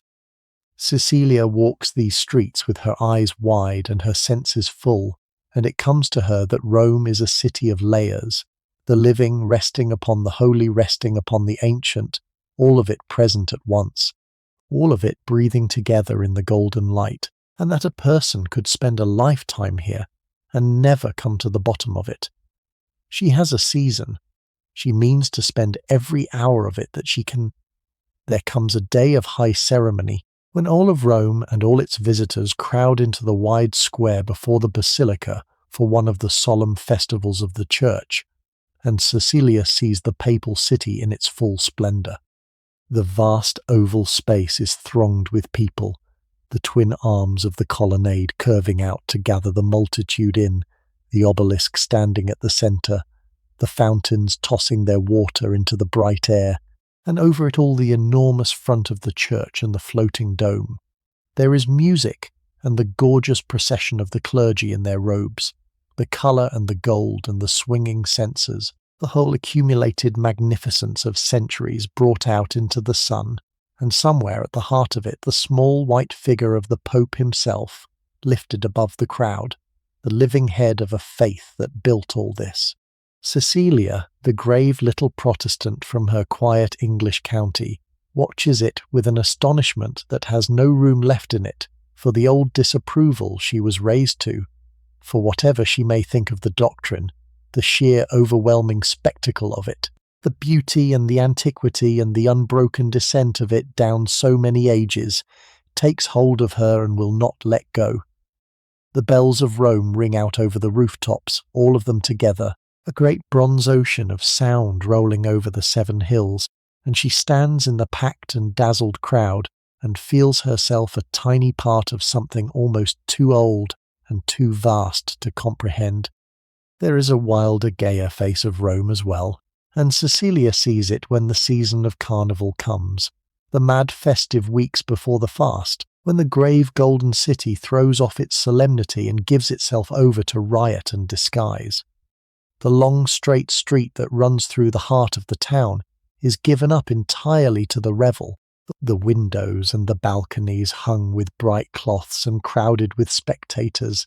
the street below a churning river of masks and costumes, of people pelting one another with little sugared sweets and handfuls of plaster confetti until the air is white with it and the laughter never stops. There are races down the length of the street. Horses run without riders, harnessed with spurs and clattering tin, driven half mad and let loose to gallop through the roaring crowd, a thing that half delights and half appalls her. And as the early dark comes down on the last evening, the street takes up little candles, every hand aflame, and tries to put out its neighbour's light while guarding its own, 10,000 small fires bobbing and winking and going out and being lit again the length of the street, the crowd shrieking with the game of it. Cecilia, masked herself, pelted and laughing and lit by 1,000 small flames, can hardly believe this is the same grave city of the silent moonlit ruins, and loves it the more for holding both. It is in the evenings, though, that Rome reaches deepest into her, and the cicerone, who knows the moods of the city as a man knows the moods of an old and beloved friend, takes her out one night to see the ruins by the light of the moon.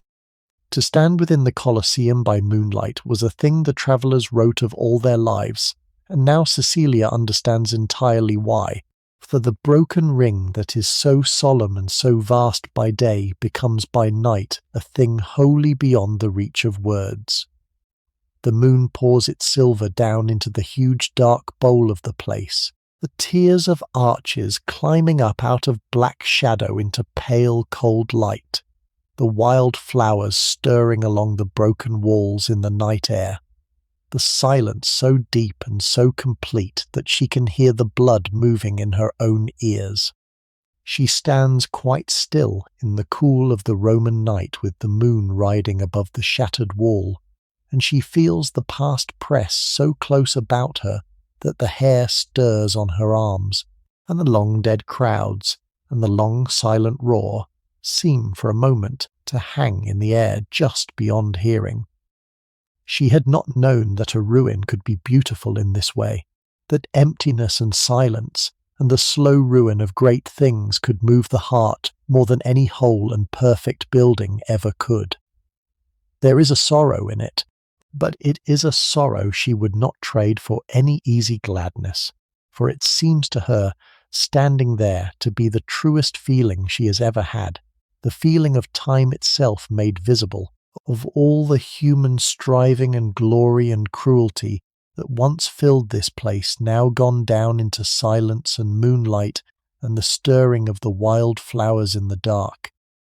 She knows with a certainty that needs no argument that she will carry this exact silver silence with her to the end of her days, that in her old age by some far-off fire she will close her eyes and be here again, a young woman standing in the moonlit Colosseum with her whole long life still ahead of her, and the whole dead grandeur of Rome about her in the dark. And there are the gentler pleasures of the Roman stay as well, the lighter hours that balance the solemn ones, the visits to the studios of the painters. For Rome in that age swarmed with artists, and the fashion among the travellers was to sit for one's likeness against a painted background of the famous ruins, to carry home as the proof and the trophy of the journey.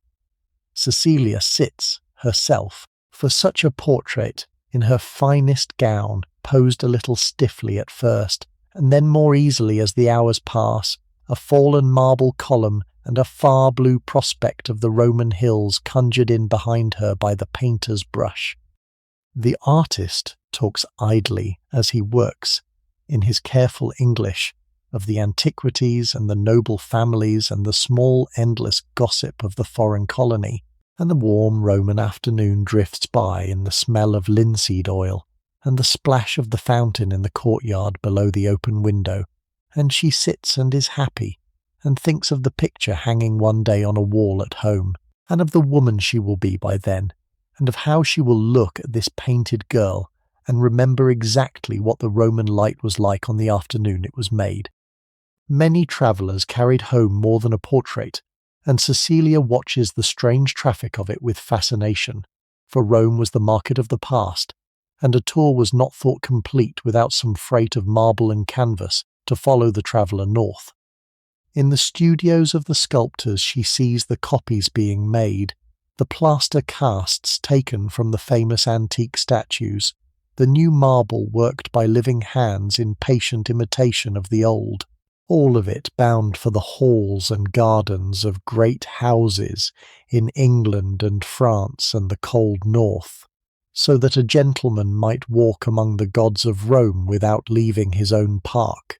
She sees the dealers in the genuine antiquities too, the broken vases and the carved gems and the small bronzes turned up from the endless soil of Italy, changing hands for sums that take her breath. It is a kind of plunder. She half understands the gradual draining of the South's buried treasure into the houses of the North, and yet it is done in the name of love and learning, and she cannot wholly disapprove, for she feels the longing herself, the wish to carry some solid fragment of all this beauty home, to keep, to prove that she was here, that it was real, that she did not dream it. There is a whole tribe of her own countrymen settled in Rome for the love of its art. The painters and the sculptors and the students come south to learn from the antique and the masters, living cheaply in lodgings among the ruins, and Cecilia is taken into their easy bohemian company, and finds it the most refreshing she has known. They gather of an evening in a certain coffee house near the foot of the Spanish Steps, a smoky, low-ceilinged place where the talk runs all night on art and beauty, and the price of marble and the iniquities of dealers, where a poor young painter with paint under his nails will argue a point of taste with a travelling lord as an equal. For here, in the Republic of Art, the usual rules are loosened. Cecilia, who at home would never have sat in such company, sits among them gladly listening to talk that is cleverer and freer and more alive than any she heard in the grand drawing-rooms, and watches these young men who have staked everything on beauty, who have come so far and live so poor for the sake of learning to make something fine. It moves her, their seriousness, their devotion, the way they speak of a great picture as another man might speak of his religion or his love, and she carries away from those smoky evenings a new idea, half-formed and never quite spoken, that a life might be built around the pursuit of beauty, and be a life well spent. But not even Rome can hold a traveller forever, and there is a whole bright country yet to see. And so in the fullness of time they turn south once more, down through the wide, empty, golden country toward the bay, that all the world agreed was the most beautiful in all creation, toward Naples. And when at last the carriage comes over the brow of the final hill, and the bay opens itself out below them, Cecilia understands in a single indrawn breath why men had crossed the whole earth merely to look upon it. Nothing in all the grey north could have prepared her for it. There is the enormous sweep of blue water glittering under the sun, and the white and golden city tumbling steeply down to the very edge of the sea, and the islands floating dim and blue in the haze far out over the water, and the little fishing boats leaning to the wind with their bright triangular sails, and there across the whole shining bay, rising alone and dark and enormous against the southern sky, the cone of the mountain with its thin, straight plume of smoke standing up forever from the summit. She has seen mountains and ruins and golden cities, But she has seen nothing like this marriage of the loveliest bay on earth, with the dark, smoking promise of destruction standing over it. And she sits forward against the glass and drinks it in and cannot speak. Down in the streets, Naples is a thing to be plunged into rather than observed, and Cecilia is plunged. The narrow ways are a torrent of humanity, more people than she has ever seen crammed into so small a space, all of them out of doors, and all of them loud, the sellers crying their wares, the children swarming, the carriages forcing their way through the press with a sharp cracking of whips, the city conducting its life at the top of its voice and in the full light of day. There are the Lazzaroni, the poorest of the poor, who seem to own nothing and to want little, sprawled half naked in the sun, living somehow on next to nothing in the warmth of the south. And there are the macaroni sellers with their steaming cauldrons at the street corners, dealing out the long ropes of pasta to be eaten then and there with the fingers, head tipped back, a thing she watches with fascinated disbelief.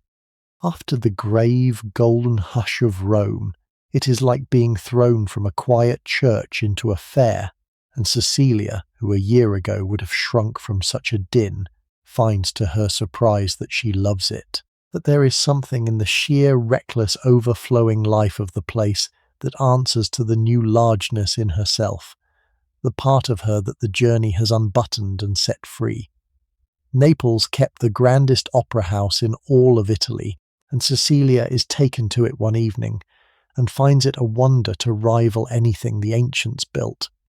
The great house rises tier upon gilded tier, box above box in a vast shining horseshoe, every box a little lamplit room of its own where the families sit and receive and play cards and gossip, the enormous interior ablaze with the light of 1,000 candles thrown back from the gold and the mirrors. And when the music begins, the famous voices of the South pour out across that glittering space with a power and a sweetness that silences even the chattering boxes soaring up to the painted ceiling, filling the shell of the place with sound. Cecilia sits at the front of the box with the warm dark and the blazing stage below and the music rising all about her, and feels it go through her like a tide. The pure human voice raised to a pitch of beauty she had not known was possible, and understands why men spoke of the opera of Naples as one of the wonders of Europe. She comes away into the soft night with the soaring melodies still sounding in her, and thinks that the South has taught her, among everything else, that beauty can come in at the ear as well as the eye, and lodge there just as deep. Naples itself is a city utterly unlike grave and golden Rome,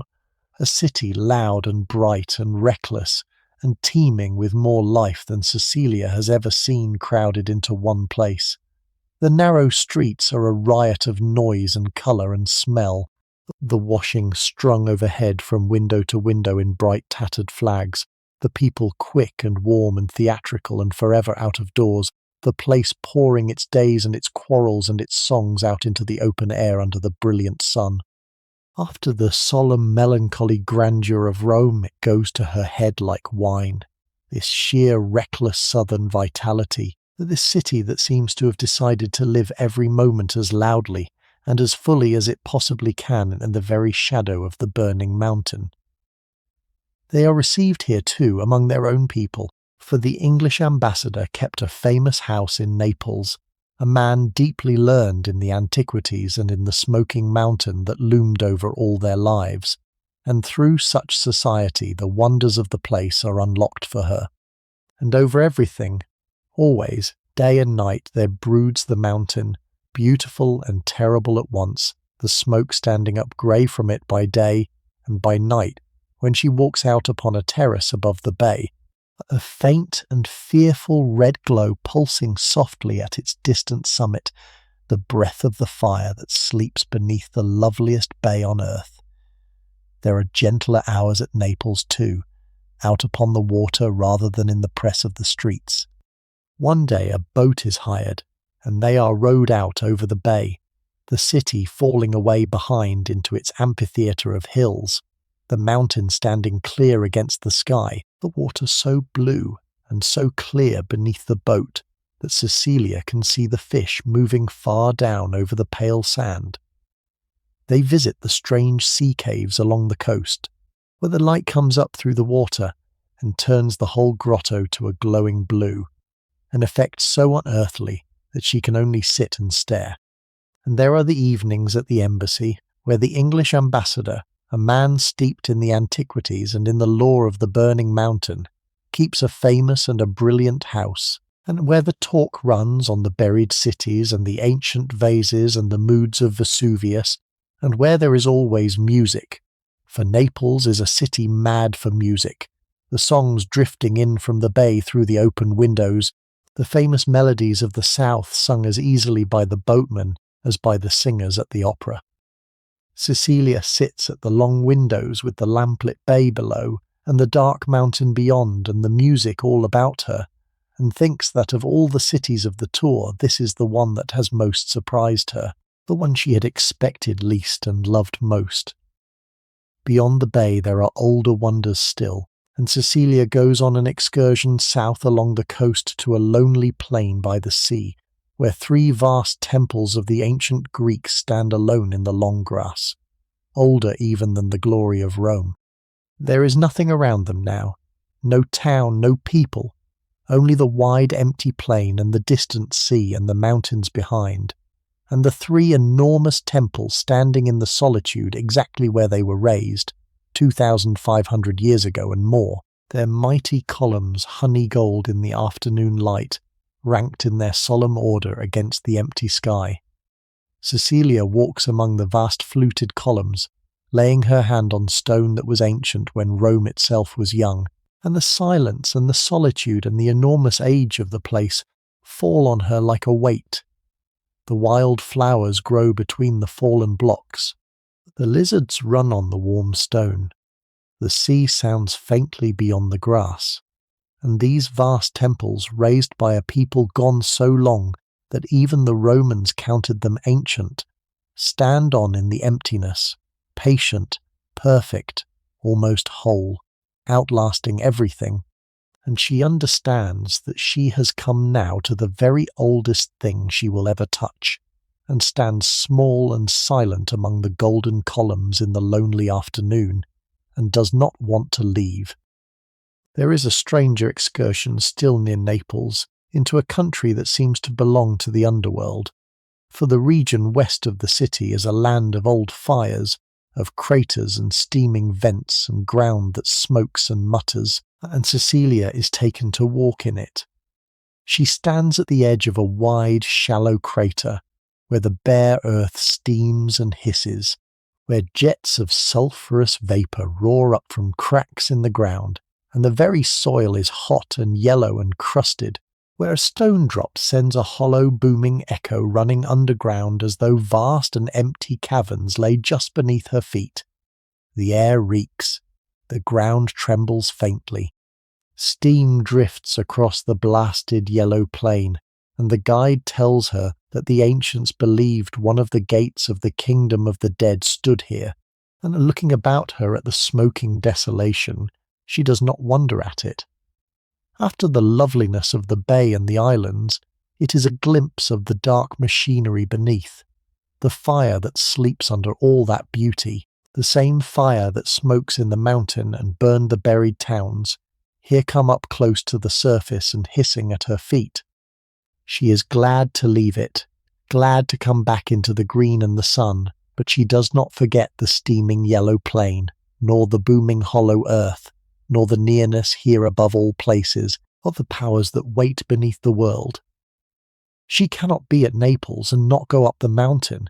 for Vesuvius was the spectacle of the south, and the travellers climbed it as a matter of course. And so one bright and fearful morning Cecilia sets out,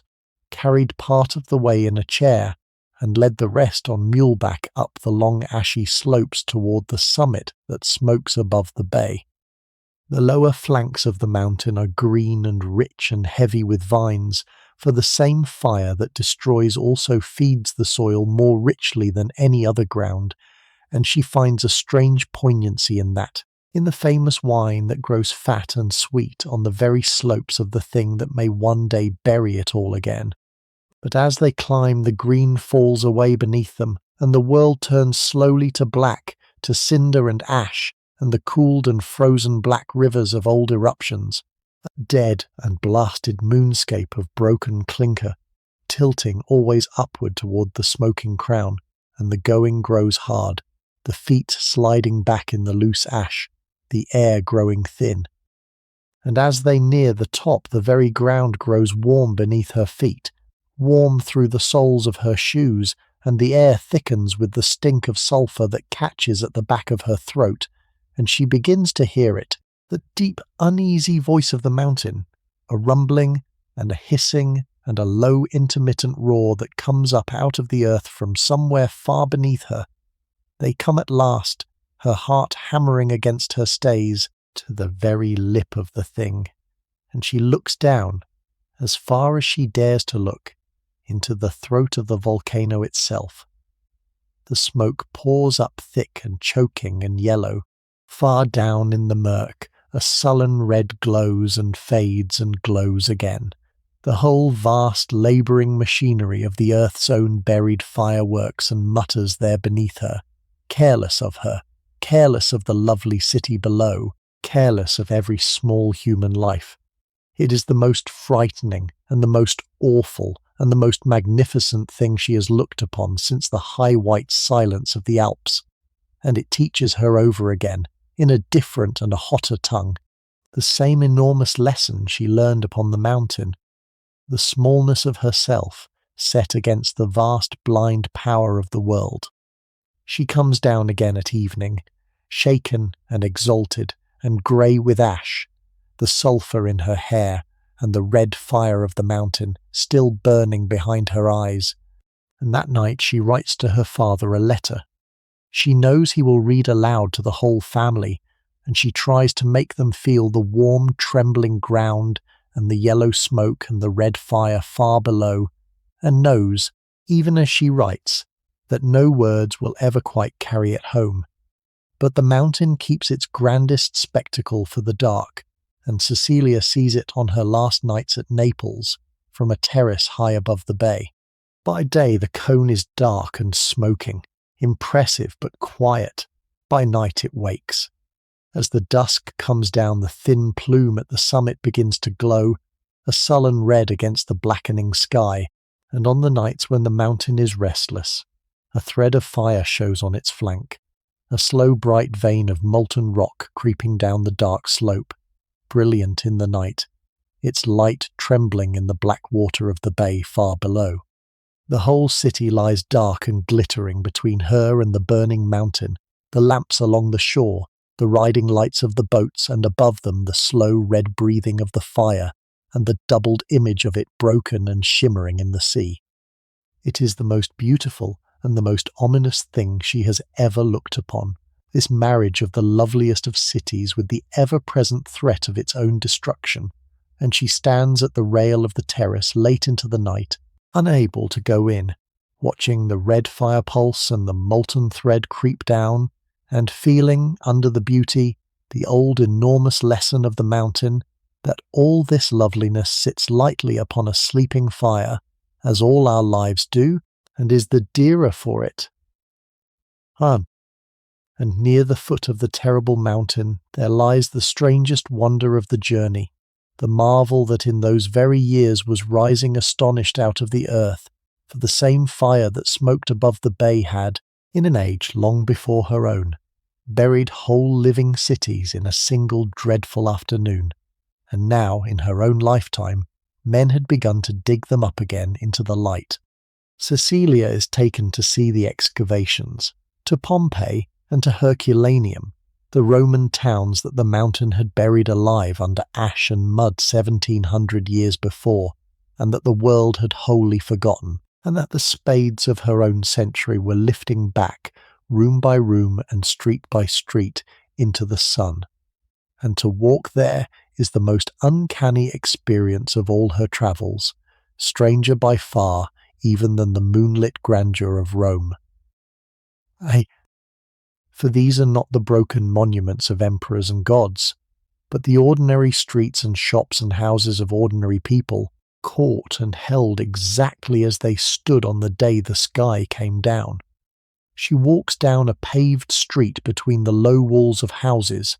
and she can see the deep ruts the cartwheels wore in the stone, and the stepping stones laid across for the rain, and the counters of the wine shops with the round holes where the tall jars once stood, and on the walls of the dining rooms the small bright paintings still fresh, the reds and the blues as clear as the day they were laid on. Here the past is not a vast and distant grandeur to be wondered at from below, but a single ordinary morning, frozen mid-breath, a busy living town stopped dead in the midst of its most common doings, and sealed under the ash for 17 centuries until her own curious age came to lift the lid and peer in. And the strangeness of it goes very deep in her, and very cold, far colder than the grandeur of Rome ever struck. For these were people exactly like herself, who woke that morning and dressed and ate and went out about the small business of an ordinary day, the buying and the selling and the gossiping, with no notion at all that the mountain they had lived under all their lives was about to end the world. She stands in the silent street of the dead town with the green and smoking shape of the mountain that killed it standing always above her, and she feels the dreadful thinness of the wall that stands between the living and the gone, and she is quieter than usual that evening, and holds the ordinary comforts of her own life a little closer. At Herculaneum, the strangeness goes deeper still, for this buried town was sealed not under loose ash, but under a flood of mud turned hard as stone, and so the diggers must drive their way down through it in deep close tunnels by torchlight, far below the living ground, into the dark where the dead town waits. Cecilia goes down into that underworld with a torch and a guide, down the sloping passages into the airless dark, and comes upon the buried theatre far below the surface, the curve of its seats rising into the blackness, the stage where players once stood for a laughing crowd, all of it entombed now in the rock with the weight of the centuries, and the living town pressing down overhead. It is one thing to walk the open streets of Pompeii in the sun, and quite another to creep through these black tunnels into a theatre, swallowed whole by the earth. And she is glad to come up again into the light. And then there are the objects themselves, the small ordinary objects lifted out of the buried houses and gathered now in the royal collection, and these move her most of all. The loaves of bread blackened but whole, the eggs, the nuts, the little lamps, the dice, a child's small toys, the fine instruments of a doctor, the 1,000 homely things of an ordinary life, exactly like her own life, stopped in a single instant and held for 1,700 years. She looks some time at a blackened loaf that someone baked one ordinary morning and never came home to eat, and finds her eyes have filled, and cannot quite say why. From the deep south at last, in the fullness of time, they turn their faces northward again, and the road gathers them up, and carries them up the whole length of Italy toward the last of the cities of the Tour, toward a place unlike any other on the face of the earth, toward Venice, the city built upon the sea. Nothing the Cicerone has told her, and nothing Cecilia has read in any book prepares her for the truth of it,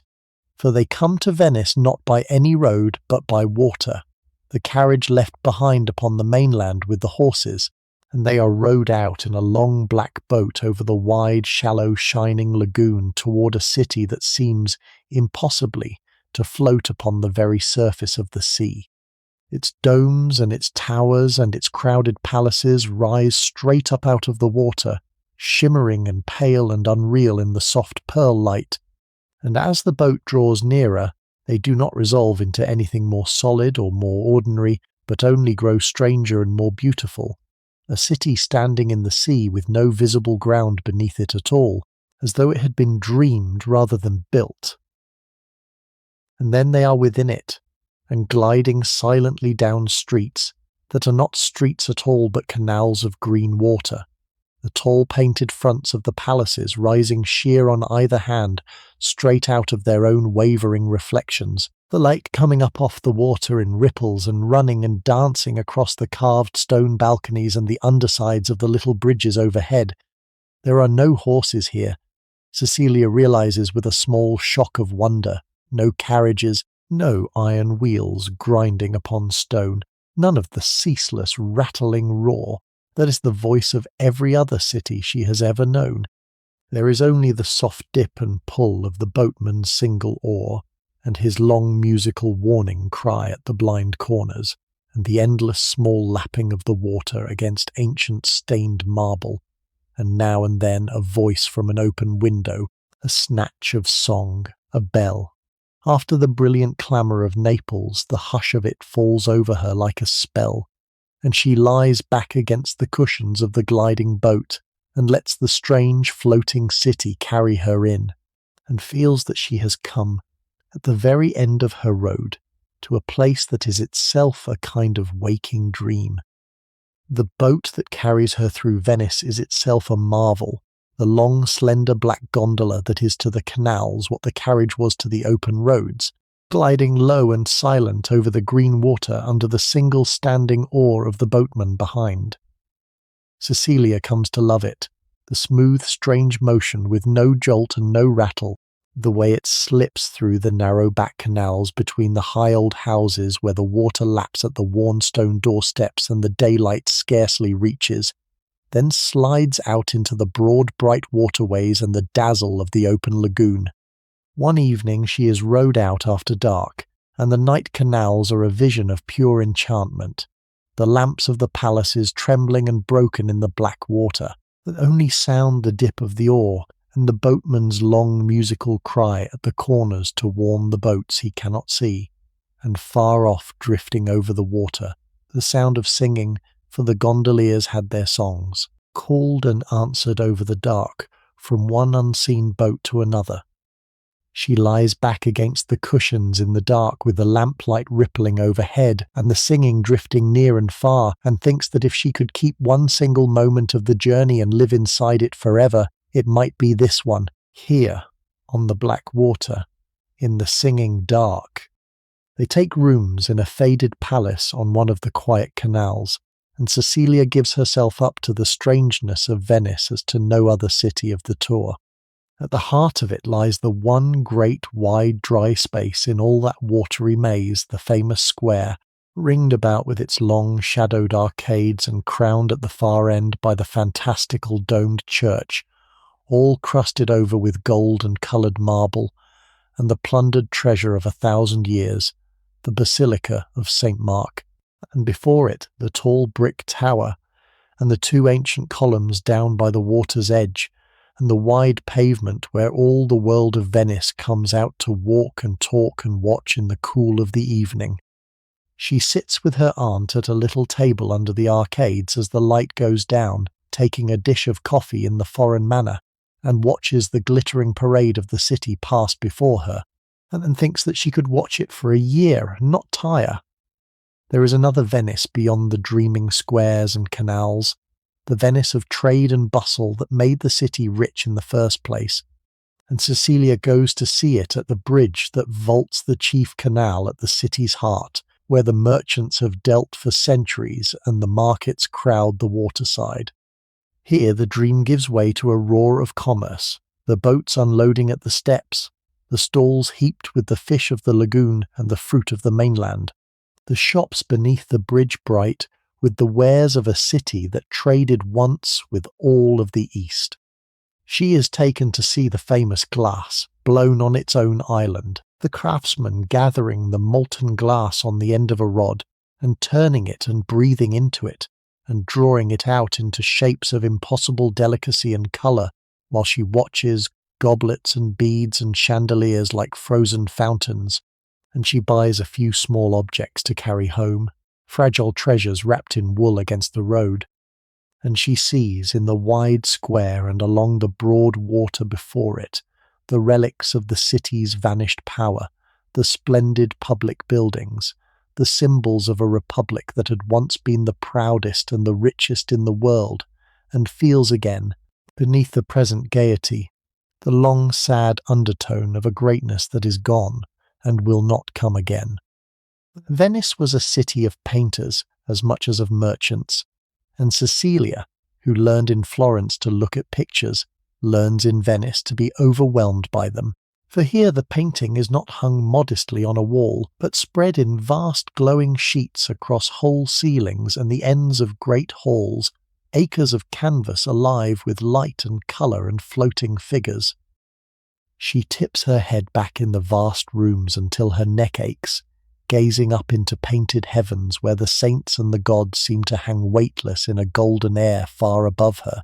the colour richer and warmer than anything she saw in Florence or Rome, the vast scene seeming to open the very roof to the sky.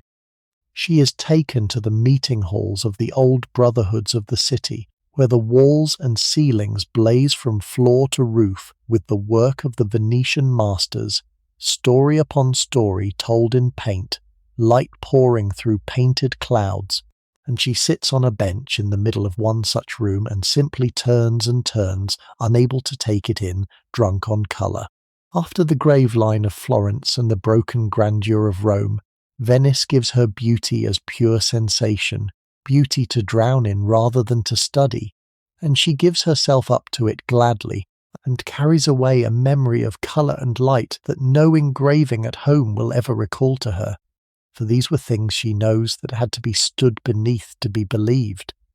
Not all of Venice is music and colour and light, and Cecilia is shown the darker face of the serene republic too, for the same state that kept such splendour kept also a famous and a dreaded machinery of watchfulness and punishment. She is taken to see the palace of the rulers, magnificent above with its painted halls, and then led down and across the small enclosed bridge that joins it to the prisons over a narrow canal, a covered bridge of stone with two small barred windows through which a prisoner, crossing from his judgment to his cell, might catch his last glimpse of the open lagoon and the sky and the free world before the dark closed over him. She looks out through those bars at the bright water and thinks of all the men who looked their last on freedom through this same small grating, and the gaiety of the masked city takes on, for a moment, a colder undertone. Beneath all the music and the carnival, she understands this was a hard and a secret state that ruled by fear as much as by splendour, that kept its long supremacy with the dungeon as well as the festival. The two faces of it sit oddly together, the painted heaven on the ceiling above, and the stone cell across the little bridge, and she carries away a Venice more complicated than the dream she arrived in, and is not sorry for it, for she is learning that no place, and perhaps no person, is only one thing. And Venice in that age was a city of masks, for it was the long custom there through whole seasons of the year for high and low alike to go masked and cloaked about the streets, so that the servant and the senator, the grand lady and the foreign stranger, were all of them made equal and unknown behind the little white masks, free to drift through the city anonymous and unjudged. There is a particular thrill in it for Cecilia, who has spent all her life being watched and weighed and known, the thought of going abroad behind a mask where no one in the world can say who she is or what she ought to do. One evening, properly chaperoned and half laughing at herself, she puts on such a mask and a domino cloak and goes out into the masked city, and the strangeness and the license and the faded carnival glamour of it close over her like warm water, the music drifting from the lit windows, the masked figures gliding past in the lamplight, the city given over to a beautiful anonymous game, and she feels, for one evening, utterly free. Venice is a city mad for music, even beyond Naples, and Cecilia hears there some of the finest she will hear in all her life. She is taken to the opera, of course, where the Venetians treat the lit house as their nightly resort, but it is in another place that the music takes her most by surprise, for in Venice it was the custom that the orphan girls raised in the city's charitable houses were trained in music to a pitch of excellence famous throughout Europe, and gave concerts behind a screen or a grill unseen, so that nothing was heard but the pure sound itself. Cecilia sits in one such chapel and listens to music of a beauty that brings the tears to her eyes, sung and played by girls she cannot see, voices and strings rising and weaving in the candle-lit dark, disembodied, unearthly, more like the music of heaven than of any earthly company, and she understands why travellers came from the ends of the earth to hear it. She sits very still in the dimness while the glorious sound pours over her, and feels the journey gathered up somehow in it, all the wonders she has seen distilled into this, the pure voice rising in the dark, and she thinks she has never in her life been so moved by anything made by human hands, and carries the sound of it away with her, the unseen voices, the music out of the dark. Once in the year the whole splendour of Venice came out upon the water, and Cecilia, by good fortune, is there to see it. The festival when the city celebrated its ancient marriage to the sea that made it rich. The waters before the wide square fill with boats beyond counting, every craft in the city out and dressed in its best, and among them moves the state barge of the Republic, an enormous gilded vessel, all carved and painted and gleaming, rowed by ranks of oarsmen, bearing the chief men of the city out onto the lagoon with music playing and banners streaming, and the bells of the city pealing over the water. The crowds throng the quays and the windows, and every boat that will float, the colour and the noise and the gladness of it filling the bright air. The dying republic blazing up for one day into the magnificence of its great past, as though the centuries of its glory had never ended. Cecilia watches from a boat upon the crowded water, the gold barge gliding by, the music drifting, the bells rolling out over the lagoon, and feels the strange poignancy of it catch at her throat, this proud old ceremony of a power long faded, kept up in all its splendour by a city living on the memory of what it was, beautiful and brave and just a little sad, like an old queen in her jewels. And there are the ordinary days in Venice too, the idle pleasant days that are not festivals at all, and these Cecilia comes to love as much as any spectacle. There is the morning coffee taken under the arcades of the wide square while the pigeons wheel and the city wakes, the warm afternoons drifting in the gondola with no aim but to look, the evenings of music and easy talk. She learns the Venetian habit of ease, the art of letting a day be spent in looking and idling and small pleasures, without the guilt that an industrious north would lay upon it, and finds it suits her better than she would once have dared admit. She visits in the cool parlours of the convents, where the well-born ladies who have taken the veil receive their friends through the grill and gossip as merrily as any in the world, and she takes the air in the public gardens, and she watches the endless theatre of the square, and she feels the months of the journey gathering now toward their close in this most beautiful and most indolent of cities, and is in no hurry at all to bring them to an end. If she must turn for home, she thinks, this is the place to do it from, the soft dreaming city on the water, where even the leaving will feel like waking slowly from a pleasant sleep. All through the journey, in every city, and at every halt, Cecilia has kept her journal, and now, near the end, it has grown into a fat and travel-stained volume that is more precious to her than anything else she carries. Into it has gone everything, the famous sights and the small mishaps, the wonders and the bad inns, the things too private for the letters home, and the thoughts she could share with no one, the sketches she is not ashamed of, and the ones she is, scraps of pressed flower from a Roman hill and a Tuscan terrace, the vast year pressed and saved between two covers. She turns its pages sometimes of an evening, and is astonished at the distance it records, not only the miles but the change in the hand that wrote it, the early entries cramped and dutiful and a little frightened, the later ones running free and sure and full of opinion, the very writing growing up across the months as the writer did. It is the truest record of her journey, truer than any portrait or souvenir, for it holds not the places only, but the person moving through them,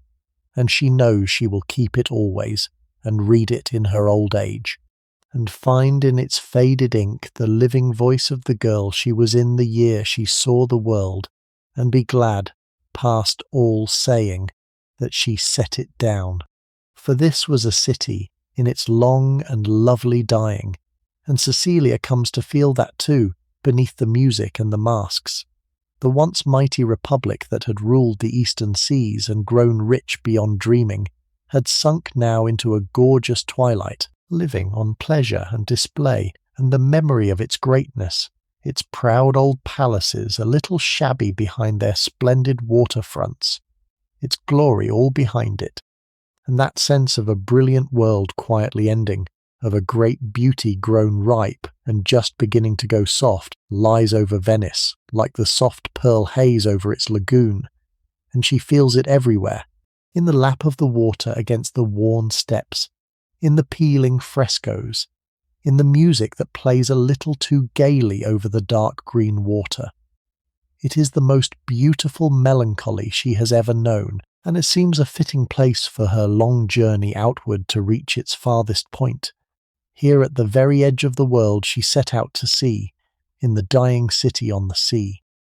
On her last morning in Venice, she rises before the dawn, while the city still sleeps, and is rowed out alone, but for the boatman onto the wide lagoon to see the sun come up over the floating city. The water lies still as glass, faintly luminous, the air cool and salt and hushed, and as the light grows the domes and the towers and the crowded roofs lift slowly out of the pearl-grey haze, kindling at their tops to rose and then to gold as the sun comes up out of the sea beyond, the impossible city rising into the day exactly as it must have risen for 1,000 mornings before she was born, and will rise for 1,000 after she is gone. It is the most beautiful sight she has seen in all her travels, and the saddest, for she knows that this is farewell, that this is the very farthest point of her long journey out, that from here every road leads home. She drinks it in until her eyes ache with it, the gold and the rose and the grey, the silent water, the waking bells beginning far off over the lagoon, fixing it in her memory with all the strength she has, knowing she will never see it again, knowing she must carry it now for the rest of her life. And then the boat turns, and the city begins, slowly, to fall behind, and the road home begins. And then, one ordinary morning, the journey turns, as every journey must turn at the last, and Cecilia's face is set toward home. It is a strange feeling, after so many months of always going outward, of always pressing on toward the next wonder and the next, to feel the arc of the journey bend now and begin to curve back upon itself, to know that every mile from this morning onward is a mile closer to home rather than a mile further from it. And as the road begins to carry her north again, back up toward the mountains, she understands for the first time how deeply the journey has changed her, how very different a creature the woman turning homeward is from the frightened girl who stood clutching the rail on the heaving channel a year and a whole life ago. She has crossed the sea and gone over the roof of the world. She has stood among the bones of fallen empires and looked down into the throat of a living fire and glided through a silent city built upon the water. She has eaten the food and puzzled out the tongues and walked the streets of half the countries of Europe and learned mile by hard and wonderful mile to manage and to endure and to wonder and to truly see. In the inns at evening she takes out, sometimes, the thick bundle of letters she has written home along the way, the copies she kept, or the journal she has faithfully filled, and she reads back over the long months of it, the crossing and the cities and the mountains, and she can scarcely believe that the girl who began this record and the woman now reading it are one and the same person. They are not quite the same person. Somewhere on the road, between the quay at Dover and the masked city on the sea, the journey has gently, patiently, mile by mile, made her into someone new, someone larger and surer and more awake, someone who has seen the wide world with her own eyes and knows now past all doubting the size of it, and her own small brave place within it.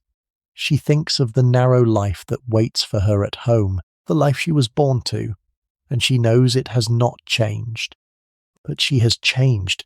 and she will carry this whole vast journey inside her into that narrow life, a secret country of her own that no one can ever take from her, and it will make all the difference in the world. The homeward road carries her back over the mountains, but they hold no terror for her now, for she has crossed them once and knows the worst of what they ask, and she goes up into the high cold passes, this time not as a trembling girl but as a seasoned traveller, almost an old hand, looking about her with a clear glad eye where before she had hardly dared to look at all. At the summit of the crossing she pauses, as everyone pauses, and turns to look back the way she has come, south, toward Italy, toward all of it, the cities and the bay and the burning mountain and the dreaming city on the sea, all of it lying now behind her and below her, and beyond the white peaks, a whole bright country of memory she is leaving for the grey north. She stands a long moment in the thin high air and says her silent goodbye to the south, to the warmth and the light and the wonders, to the freer, fuller self she has been there, and then she turns again to the north, to home, to the life that waits and goes on down. The lemon trees fall behind, the vines fall behind, the warmth thins out of the air mile by mile, and the light cools and greys, and the south closes like a door behind her and is gone. And following her north, by slow and separate stages, comes the strange cargo of the tour, the freight of all she has gathered along the way, packed in straw and crates and bound for home. There is the portrait painted in Rome, and the little watch from Geneva, and the fragile glass from Venice wrapped deep in wool, and the prints and the books and the small bronzes and the carved trifles, and somewhere on the slow roads behind her, in the holds of boats and on the backs of wagons, the heavier things, the marble copies and the casts of the famous statues, making their patient way toward the cold north and the house where she was born. She thinks of them sometimes on the homeward road, her scattered treasures travelling toward the same destination by their own slow ways, and of how they will look one day in the rooms of home, the glass on a shelf, the prints upon the wall, the portrait of the girl she was against the painted Roman ruins, and how she will stand before them in years to come and be carried back in an instant to the warm south and the bright cities and the vast year of her one great journey. They are only things, marble and glass and canvas and paint, but they are anchors flung back into the past, and she knows she will be grateful for them in the long ordinary years, when the journey itself has begun to seem almost a dream. On the homeward road there comes a moment that shows Cecilia, more clearly than any mirror, how far she has travelled, and not only in miles. And in high among the mountains she falls in with a party setting out the other way, southbound, fresh from the north and bound for Italy. A young woman among them no older than Cecilia was at Dover, pale and excited and frightened, full of questions about the road ahead, the passes, the cities, the dangers. And Cecilia, hardly knowing how it has happened, finds herself in the very place of the kind gentlewoman on the packet boat a year ago, the seasoned traveller now, the one who knows, dispensing counsel and reassurance to the frightened newcomer, telling her what to expect of the chairman and the crossing, which inns to trust, how the wonders ahead will outweigh every fear.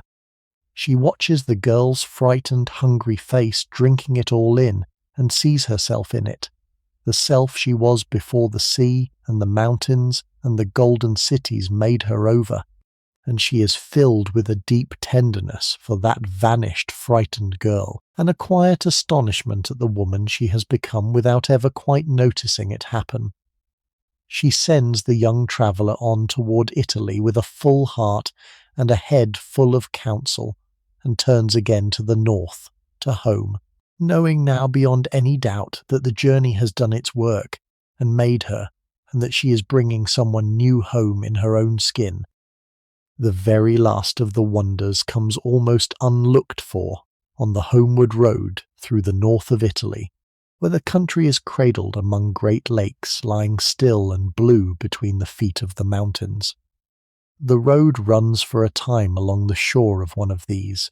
and Cecilia, who thought herself surfeited at last with beauty, finds her breath taken yet again, for the lake lies like a sheet of dark glass beneath the steep green and silver hills, the little towns set down at the water's edge, the villas among their gardens running down to private landings, the snow still bright on the high peaks that close the head of the valley. It is a softer, kinder beauty than the terrible grandeur of the high passes, a beauty made for living in rather than merely wondering at. And she thinks she could be content to stop here, in one of those white villas above the still water, and let the world go by. But the road runs on, and home pulls harder now than any view can hold her, and she takes one long last look at the blue water and the snow and the gardens, storing it with all the rest, and goes on north, knowing that this is very nearly the last of Italy, that beyond the next mountains the south ends and the plain road home begins, and that she is taking her leave, now, lake by lake and league by league, of the most beautiful country in the world. The road home is long, and there is a sweet and settled and golden quality to it, now that the going out never had, the quality of a great thing very nearly accomplished, a task almost done. And they go back up and over the mountains by the easier passes, or around them by the longer, gentler ways, and down through the sober green countries of the north, and the cities grow steadily more familiar in their northern soberness, the light cooling and greying toward the light of home, the food and the speech and the very look of things shifting slowly back toward all the things she knew before. The wild, bright hungers of the going out have given way now to the deep contentment of the coming home,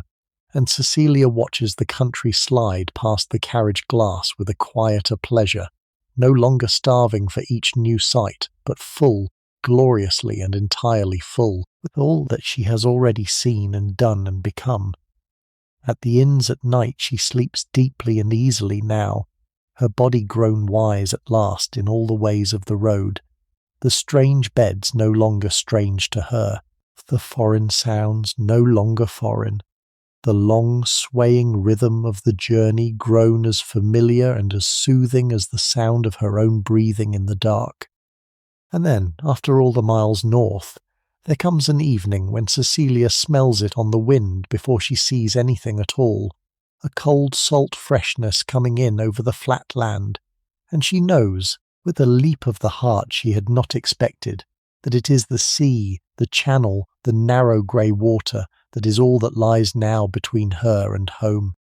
They come down to the coast and to a last foreign inn, and she lies that final night on the continent, listening to the sea she crossed so wretchedly a year and a lifetime ago, and her feelings are so mixed, she can hardly sort them, the longing for home, and her mother and her sisters, and the green familiar county,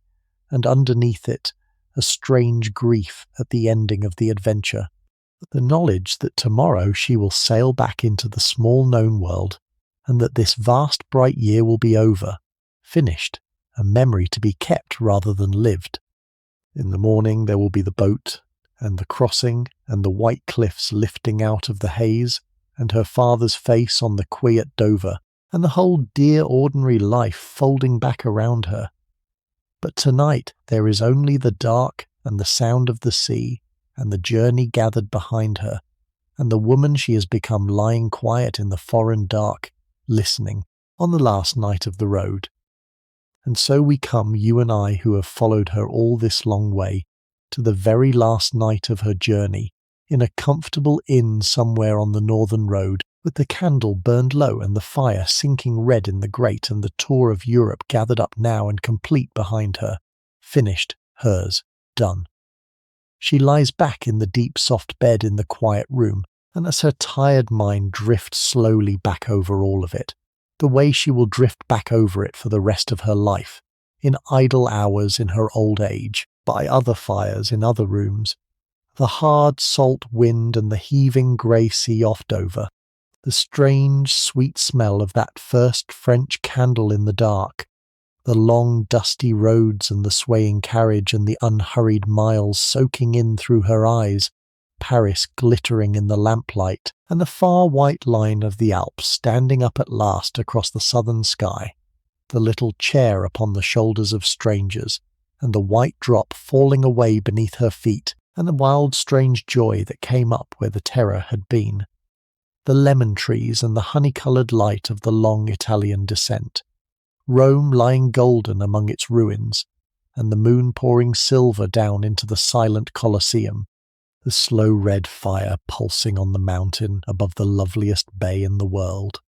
the frozen silent streets of the buried town, and Venice last of all, rising pale and impossible and golden out of the grey-green sea. She went out, a young woman, a very long way from home, into the whole wide world, and she saw it, all of it, with her own 2 eyes, and now she is carrying it home inside her, and she always, always will.